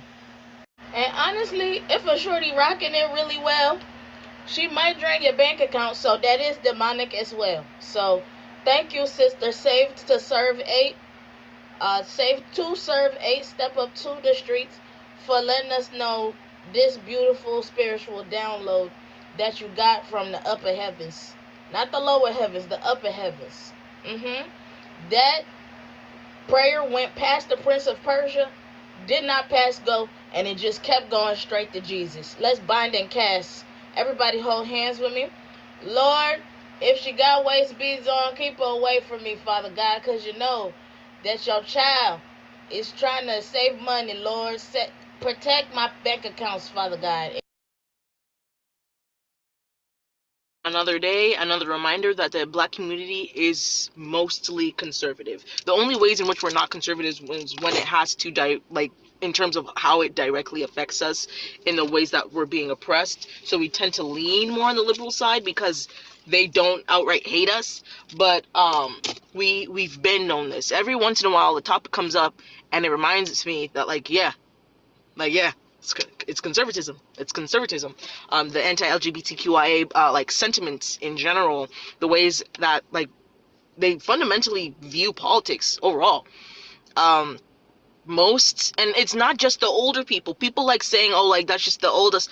No, baby. It's very much so. Who gonna be the man? Who gonna be the man? It's us. It's like this. Not me. Distance. I'm not conservative in any sort of the way. Look at my hair. Yeah. But the ways in which people just talk to each other, it's evident that the core roots of conservatism still is alive and well within the Black community, and seeing the way that people want to completely disregard the truthhoods of how fat phobia kills people. I already made a video about this. Kills people. It's more than just getting feelings hurt. Like the way that it started from, like, Cardi B saying a joke, Samara was being like, that joke wasn't really funny, like it can harm people, and then people immediately get, like I said in that video, sending insane vitriolic things to her comment section, saying that she should be raped, X, Y, and Z, even sending hate to the mama. A mom is always gonna protect the kid, right or wrong, no matter what, and you're gonna act weird like that. Like, it's and people will refuse it. People will try to combat it because we've done so much for progress. That's solely because so much of our ability to even just exist freely has been hindered by what we know as conservative Republicans now. You know what I mean? Oh, my brother just texted me from college. This is the first time he's talked to me the entire time. Like, what's up? Okay, that's my cue to be done with this video. Okay, goodbye.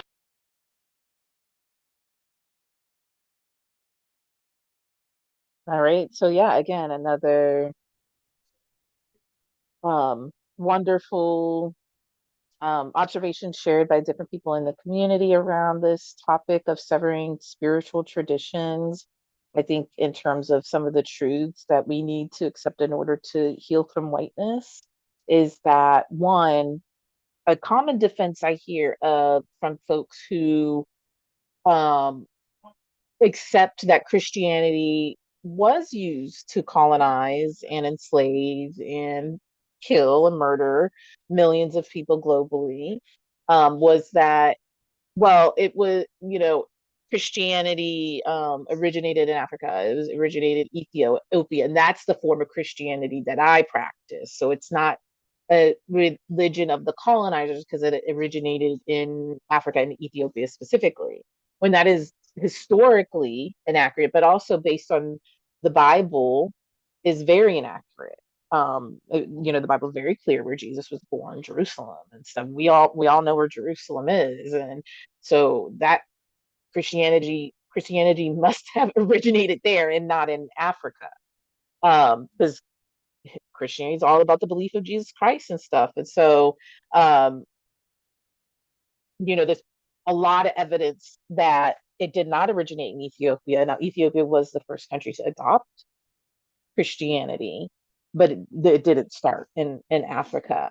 And so that's, I'm not saying that because of that, no Black people should be Christian or anything. No, I believe in everybody's right to believe in whatever they want to believe in. But we have to, at the same time, acknowledge that there are beliefs in Christianity that made it ideal to be used for colonization. It wasn't that it was twisted, wasn't that Christianity was distorted to these things. These are things that have been with Christianity since the start of it. A lot of the Christian beliefs perpetuate um, gender discrimination, and that women are inferior and should be submissive, right? So reinforcing patriarchal views. So that was very handy with the colonizers because those were beliefs that were part of Christianity. I think some people think that like Christianity started off as like this really like perfect religion about harmony and helping everybody, but there are beliefs that are part of foundational Christianity that are highly problematic, and that's where that last speaker was talking about that.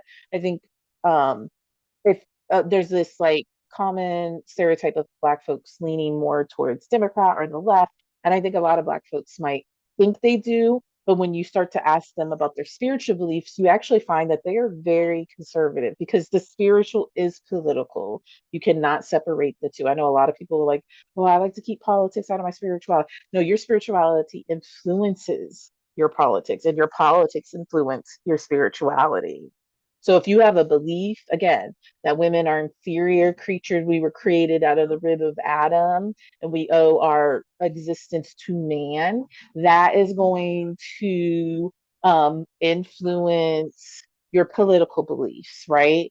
And what sort of um, oversight and overreach the government has over things such as women's bodies and things like that. So I think sometimes people like to separate the two, but they can't be separated. Um, so that's another like truth that we have to sit with. Again, I'm not saying that because of that people should flee Christianity. We just, I think there are those of us who want that acknowledged, that you are aware that there are beliefs that are part of that religion that are that were very handy for these enslavers and colonizers to do their evil bidding. And so, yes, there are going to be people who kind of side eye you for that because of, again, the clear history and stuff. Now, like I said, I'm not here to tell nobody what to believe or what religion to be a part of. If you want to be a Christian, I'm more than happy for you. I was raised as a Christian for the first 18 years of my life.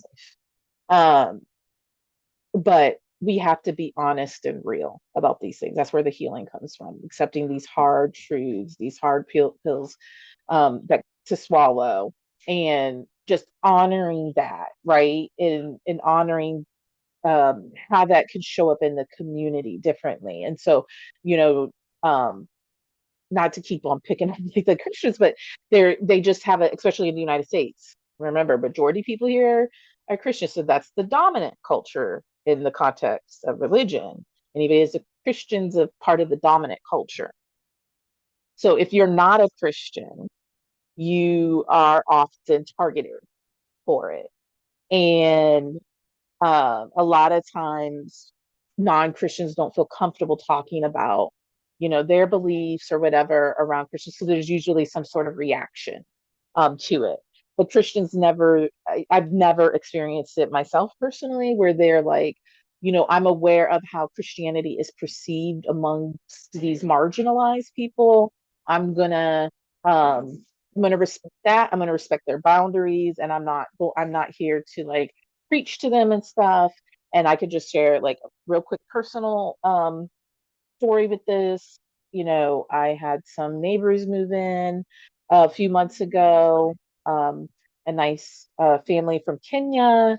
And I was so excited because they had kids around my son's age, and we haven't had any kids around his age in the neighborhood yet. So I was like, oh, they're going to be playing together like every day and stuff.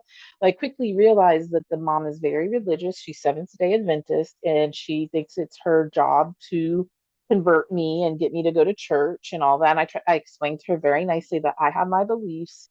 They're not going to change. I respect your belief. Let's just like respect each other's beliefs and move on. Basically, stop asking me to come to church with you. I explained to her why I would not. Um, and then she would also make these like really out of pocket comments about because she had asked me if I believed in God at one point, and I told her my beliefs on that.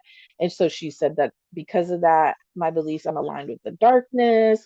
She judged my living situation. Like she basically told me I needed to get back with my son's father because he shouldn't, um, you know, be living with just me or just him, right? It's been a whole mess, right? But that I'm used to that from people of Christian faiths because they are part of Christianity, right? Is that evangelicism where you're sort of obligated to spread the word and, preach to people, convert folks and stuff like that. But I think that one of the ways of making a space more inclusive and equitable is to just be mindful that not everybody has the same experience with your own spiritual beliefs or religion, and respect that we all have our beliefs, and try not, especially if it's Christianity, try not to center it too much because that's the dominant culture. It's always being centered, it's always being accommodated. And so to counteract that, we need to make space for other beliefs to take center stage and be uplifted in the community as well.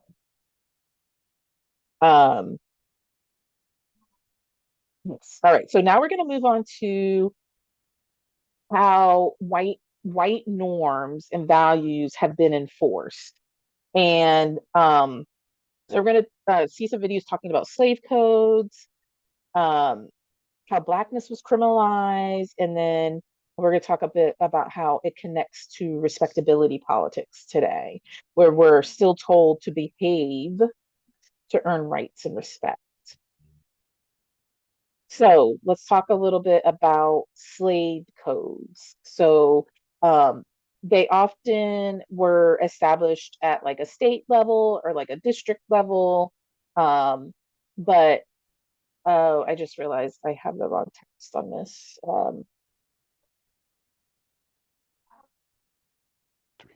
There are all sorts of ways that On this slide. But okay, so slave codes were where enslaved people were told how to dress, speak, gather. Basically, this is the documentation that criminalized blackness. So yes, let's watch a few videos where they talk about the slave codes and their impact. there are all sorts of ways that societies restrict people's movement. For example, people can put gates and fences around their homes and communities. Or there are traffic cones that tell us where we can and can't drive. Even though sometimes I might accidentally run over them. I'm working on it. But some methods that society uses to restrict the movements of people are far more sinister, far more serious, and based on distorted beliefs, have no sincere interest in the safety of those people. What I'm thinking of in this case are something called slave codes. Slave codes were based on the belief that black Americans were just an economic investment. They were purposefully designed to condone harming black Americans and keeping them enslaved. Though some textbooks on slavery and slave codes refer to enslaved people simply as workers, they were not simply workers. They were treated as an underclass, and the legal system perpetuated that underclass status for economic and prejudicial reasons. Learning about slave codes makes all of this profoundly clear.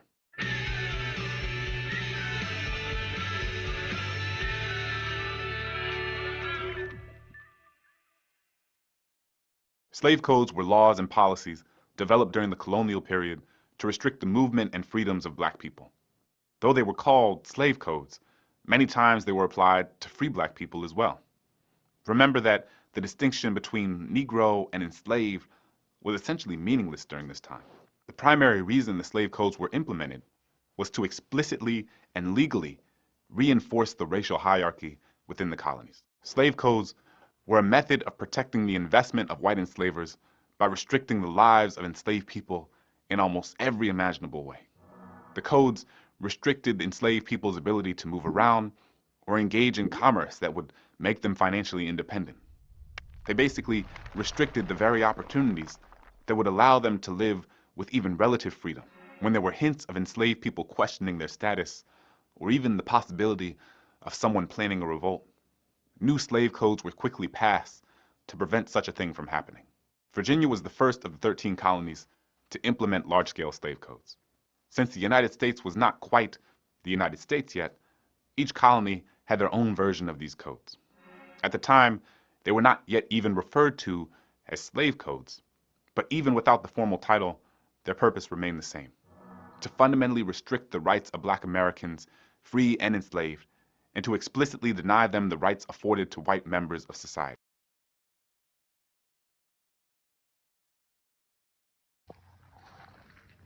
In what we call the slave codes. And the slave code said at that time defined how in the future all whites would behave and how blacks would behave. And that's why what they call the Southern ethics, where blacks could not challenge whites or raise his hand to defend himself against a white person. And in fact, white people were told that it was their duty, in fact, to suppress and severely handle blacks in order to enforce the status quo, or they themselves would be considered lawbreakers. Right. In other words, they violated the code, the white code. And see, in that time, what the code said is that every white must enforce this code. Every religious institution must subscribe to it. All levels of government must be responsible to it. Okay, it must be passed on through your social customs, Daryl, and also through your laws. I put a lot of those laws in the back of the book. Right.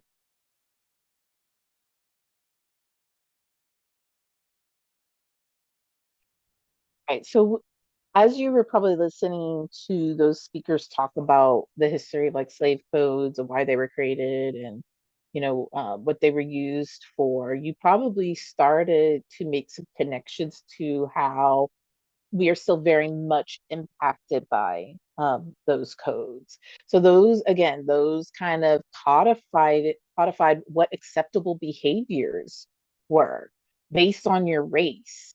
And it was white people's duty to enforce these standards in society as well. So you had a lot of violence against Black folk. And that's why to this day that where like people in our community that are truth tellers are vilified and ostracized and demonized, even though we need people to tell the truth because we were told to never be direct, to never like talk about, don't look in the eye of, you are inferior, you're deferential. Um, that then becomes part of the culture, right? And it lives in our memory, it lives in our DNA, and it lives in our memory, even though we're not conscious of it. And so that's why we oftentimes police our own behaviors because we have bought into and been conditioned really to accept that these behaviors are bad, these behaviors are good, these behaviors are ratchet, these behaviors are not, these behaviors are professional, these are behaviors are unprofessional, right? You start to see where a lot of these social norms originated from. And I liked how the last person mentioned, said the term Southern ethics, right? Because that really, I think, made the connection for me that you know, Southern charm, you often in the US, there's this idea that like Southerners are more respectful and, you know, all of that. And it's like, well, that culture originated with slavery and these slave codes. And that's, as that speaker said, that's what these people are so desperate to return to. They want to return, when they say make America great again, that's what they're talking about, is bringing back the slave codes.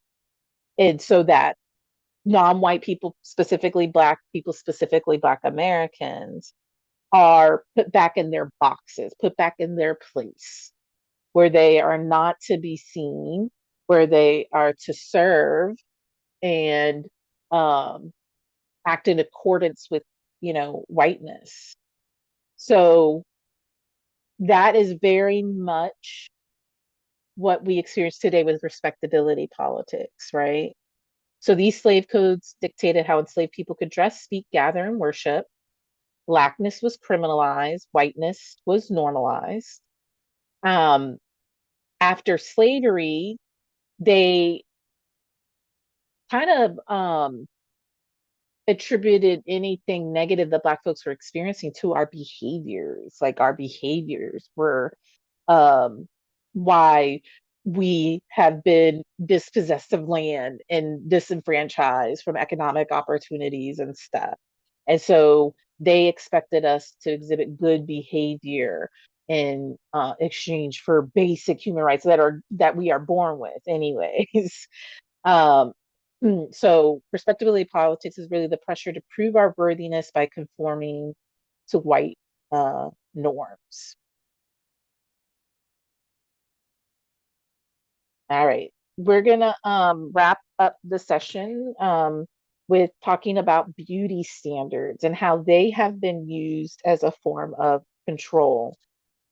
To start this section, before we get into the videos, I wanted to share a few images that I came across as I was preparing for tonight's session, because I think womanhood and beauty often go hand in hand, right? With our kind of gender specific social constructs that exist. The more of a woman you are, the more beautiful, right, you are. And so we have to, a truth that we have to accept is that the whole concept of womanhood was entirely created and it was invented by whiteness, or how it was defined was through the lens of whiteness. So the next few images go over a colonial history of gender. It starts by saying that people who challenge gender norms are often dismissed as prioritizing theory over reality. That's historically incorrect. So the reality is that people across the world have long lived outside of the Western gender binary of male, female, boy, girl, man, woman system. Um, these people have been and are, continue to be forced to assimilate into a social construct of male versus female. Um, they reference the work of Dr. Oyewumi and her drawing on her own indigenous Yoruba culture to show how the category of woman did not exist in Yoruba land prior to European culture. She critiques how the West maintains the fictions that gender categories are universal. Gender is a fundamental organizing principle in all society, so we organize ourselves by gender. There is a universal category of woman. The category of a woman exists pre-culture, fixed in time, and placed in opposition to the category man. That was not the case in Yoruba society, where the primary feature of social hierarchy was age, not gender. And I know that's true for other indigenous African cultures.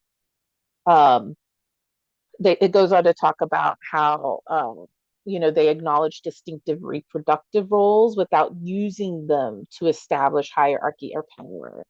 The category of woman only emerged from policies and practices of newly imposed European state. Um, the very categories of women and men defined by anatomy and hierarchy were instituted by colonial authority. The creation of women as a category was one of the very first accomplishments of the colonial state. Historically, gender neutral gods were replaced with male ones. This is how, the whole concept of womanhood got created.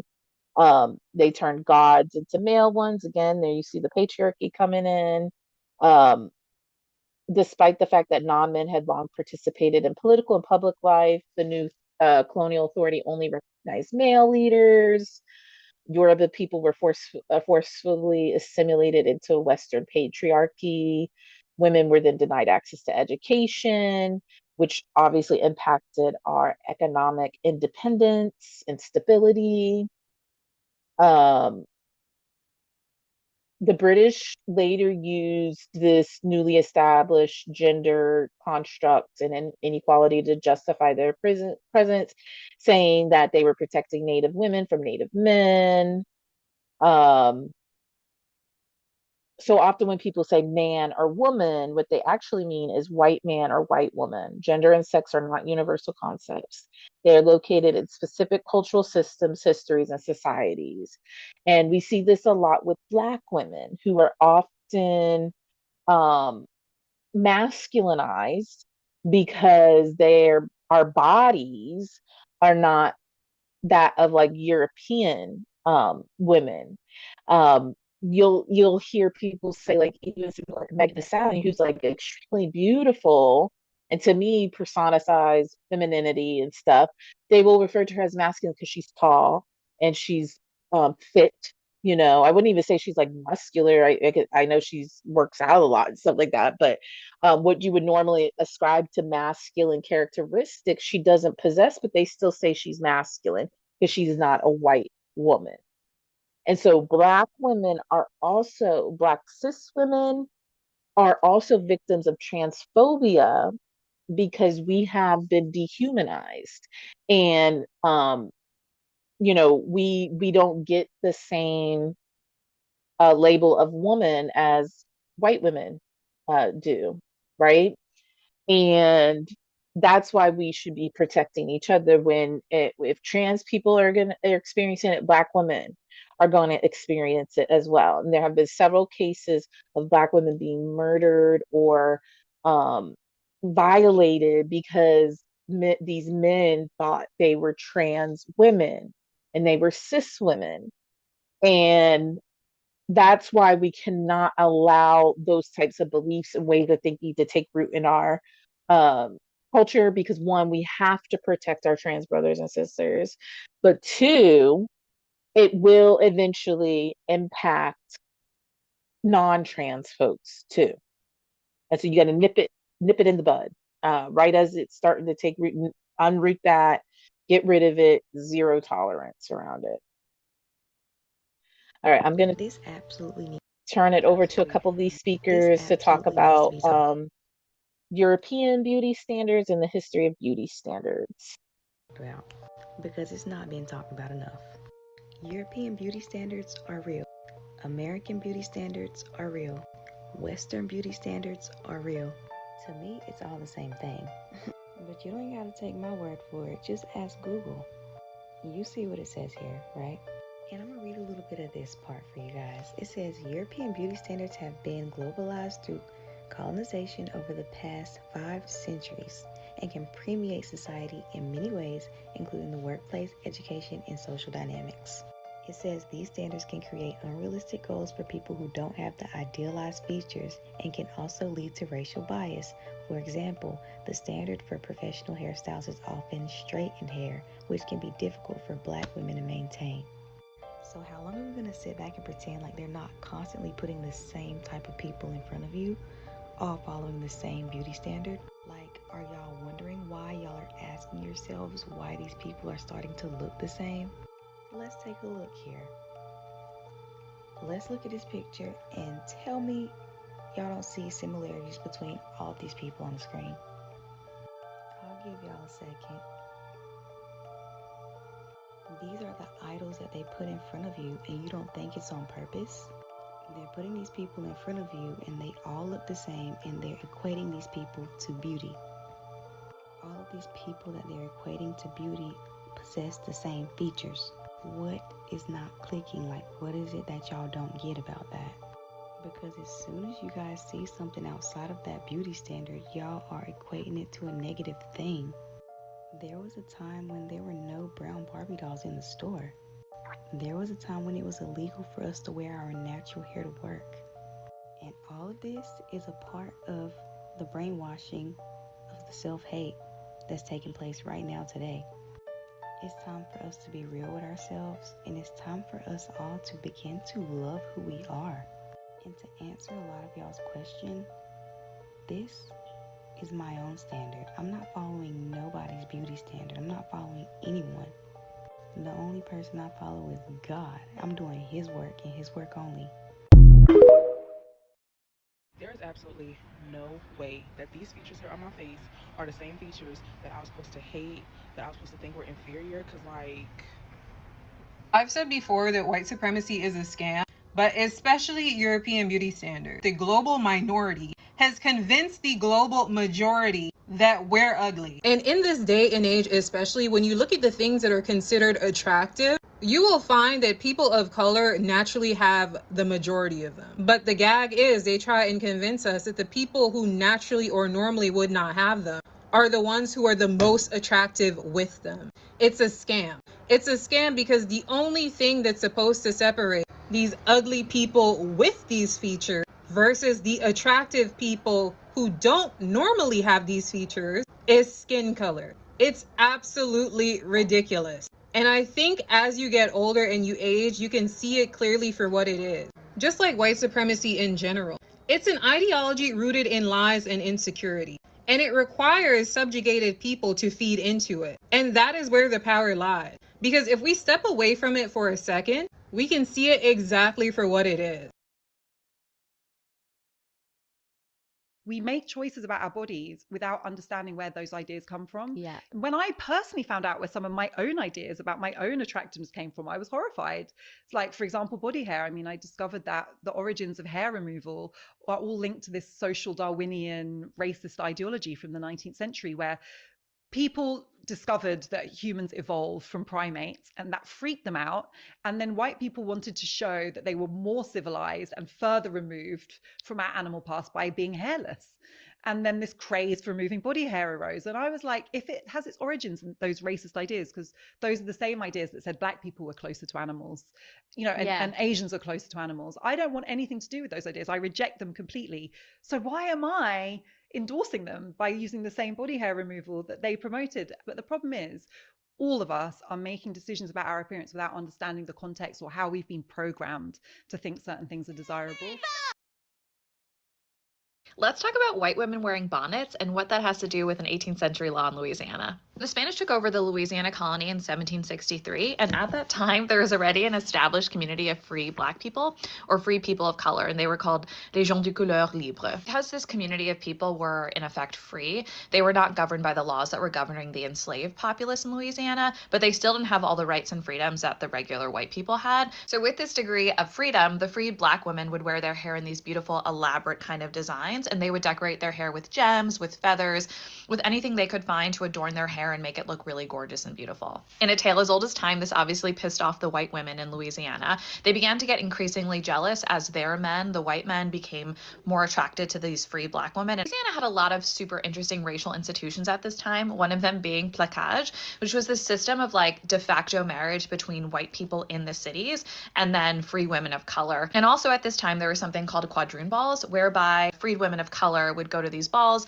and these white men would come to the balls and kind of pick a woman to marry, a plaquage. So the white women were getting increasingly pissed off, so they solicited the help of the governor of Louisiana at the time and demanded that he institute some sort of law preventing this beautiful display of the black women's hair. So at the behest of these white women, the governor of Louisiana in 1786 proclaimed that all black women, whether freed or not, had to wear their hair in a handkerchief or a headscarf. This was called the Tignon Law, and the point of this was to designate black women, again, whether free or not, as a separate class entirely from white women. Generally speaking, the black women did adhere to this law in Louisiana, and they soon began wrapping their hair in handkerchiefs and scarves. But to distinguish themselves and to ever feel resistance against this oppression, they soon adorned these handkerchiefs and scarves themselves with the same gems, the beads, the feathers, all of the accoutrement that they did initially with just their hair. Obviously, this form of oppression and resistance really pissed the white women off even more because these black women remained beautiful. They'd found a mode of expressing themselves against the oppression,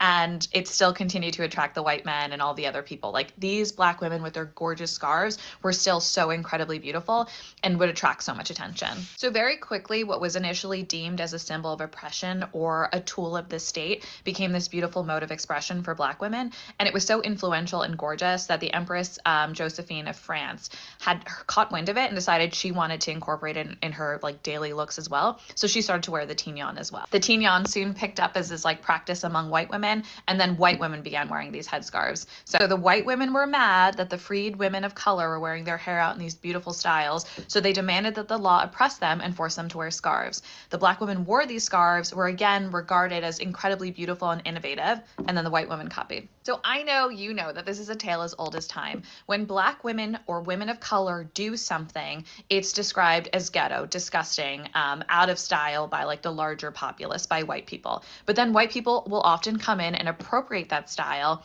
and turn it into something cool and fashionable. We get this with hair bonnets, right? Black women have been covering their hair for obviously centuries, and they wear bonnets at night to protect their hair while they sleep. There's been a lot of discussion and critique over the years of black women wearing their bonnets out or even wearing them at home. It's often been derided as ghetto, as unattractive, as sloppy, as lazy.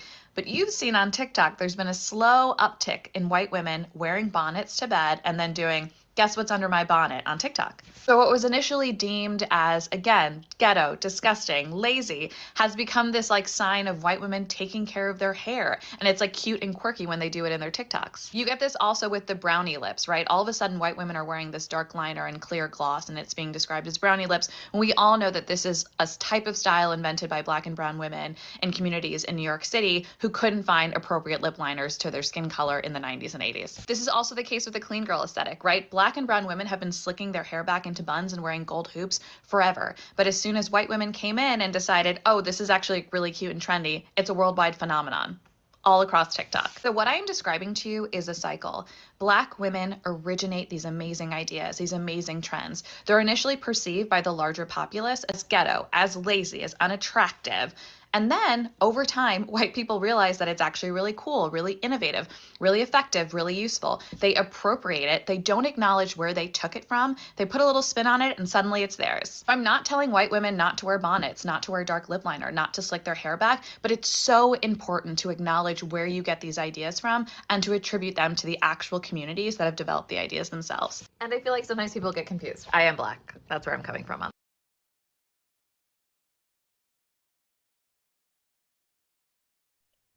Let's talk about white women wearing bonnets.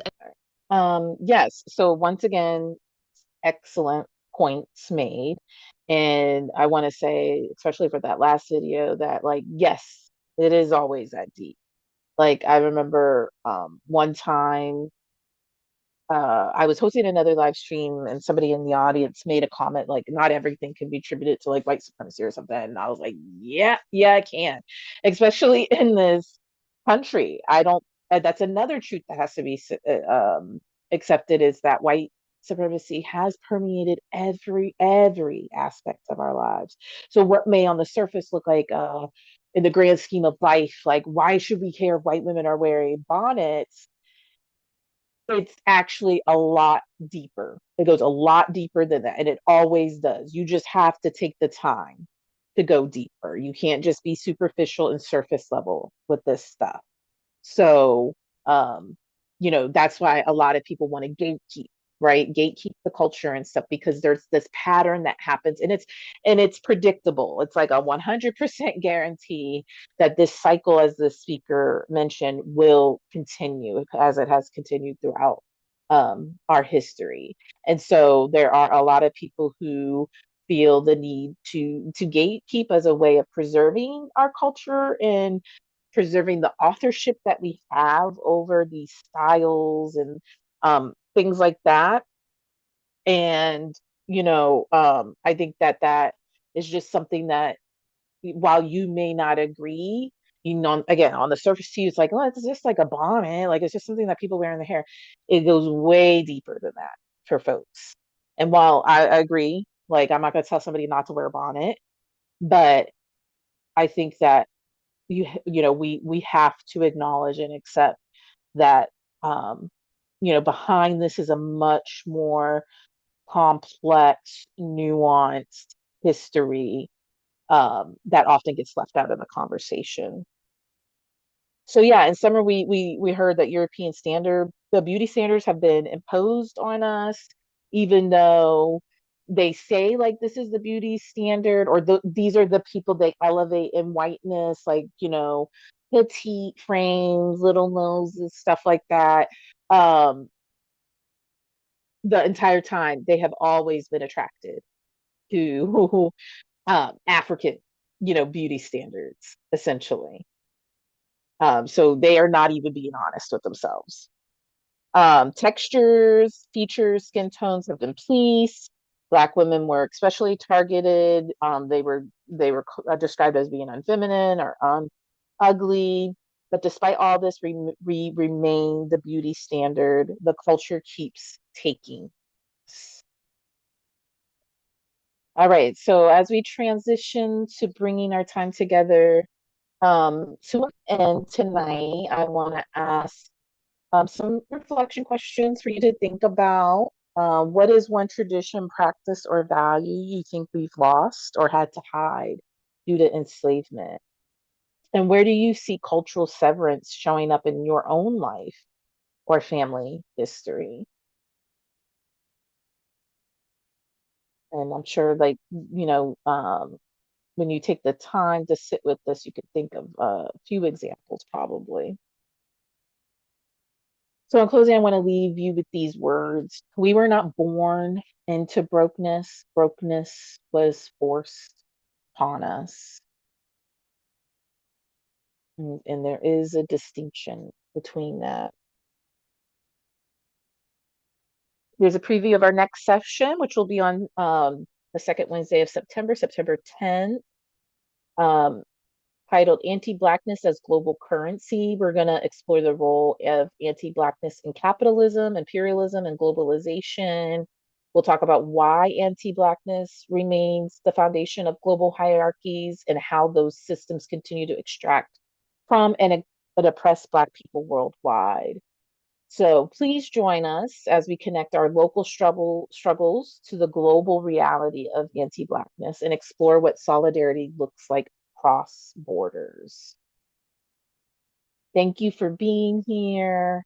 Send an email if you have any accessibility needs or questions, and stay grounded in the knowledge that you are part of a long line and we are walking forward together.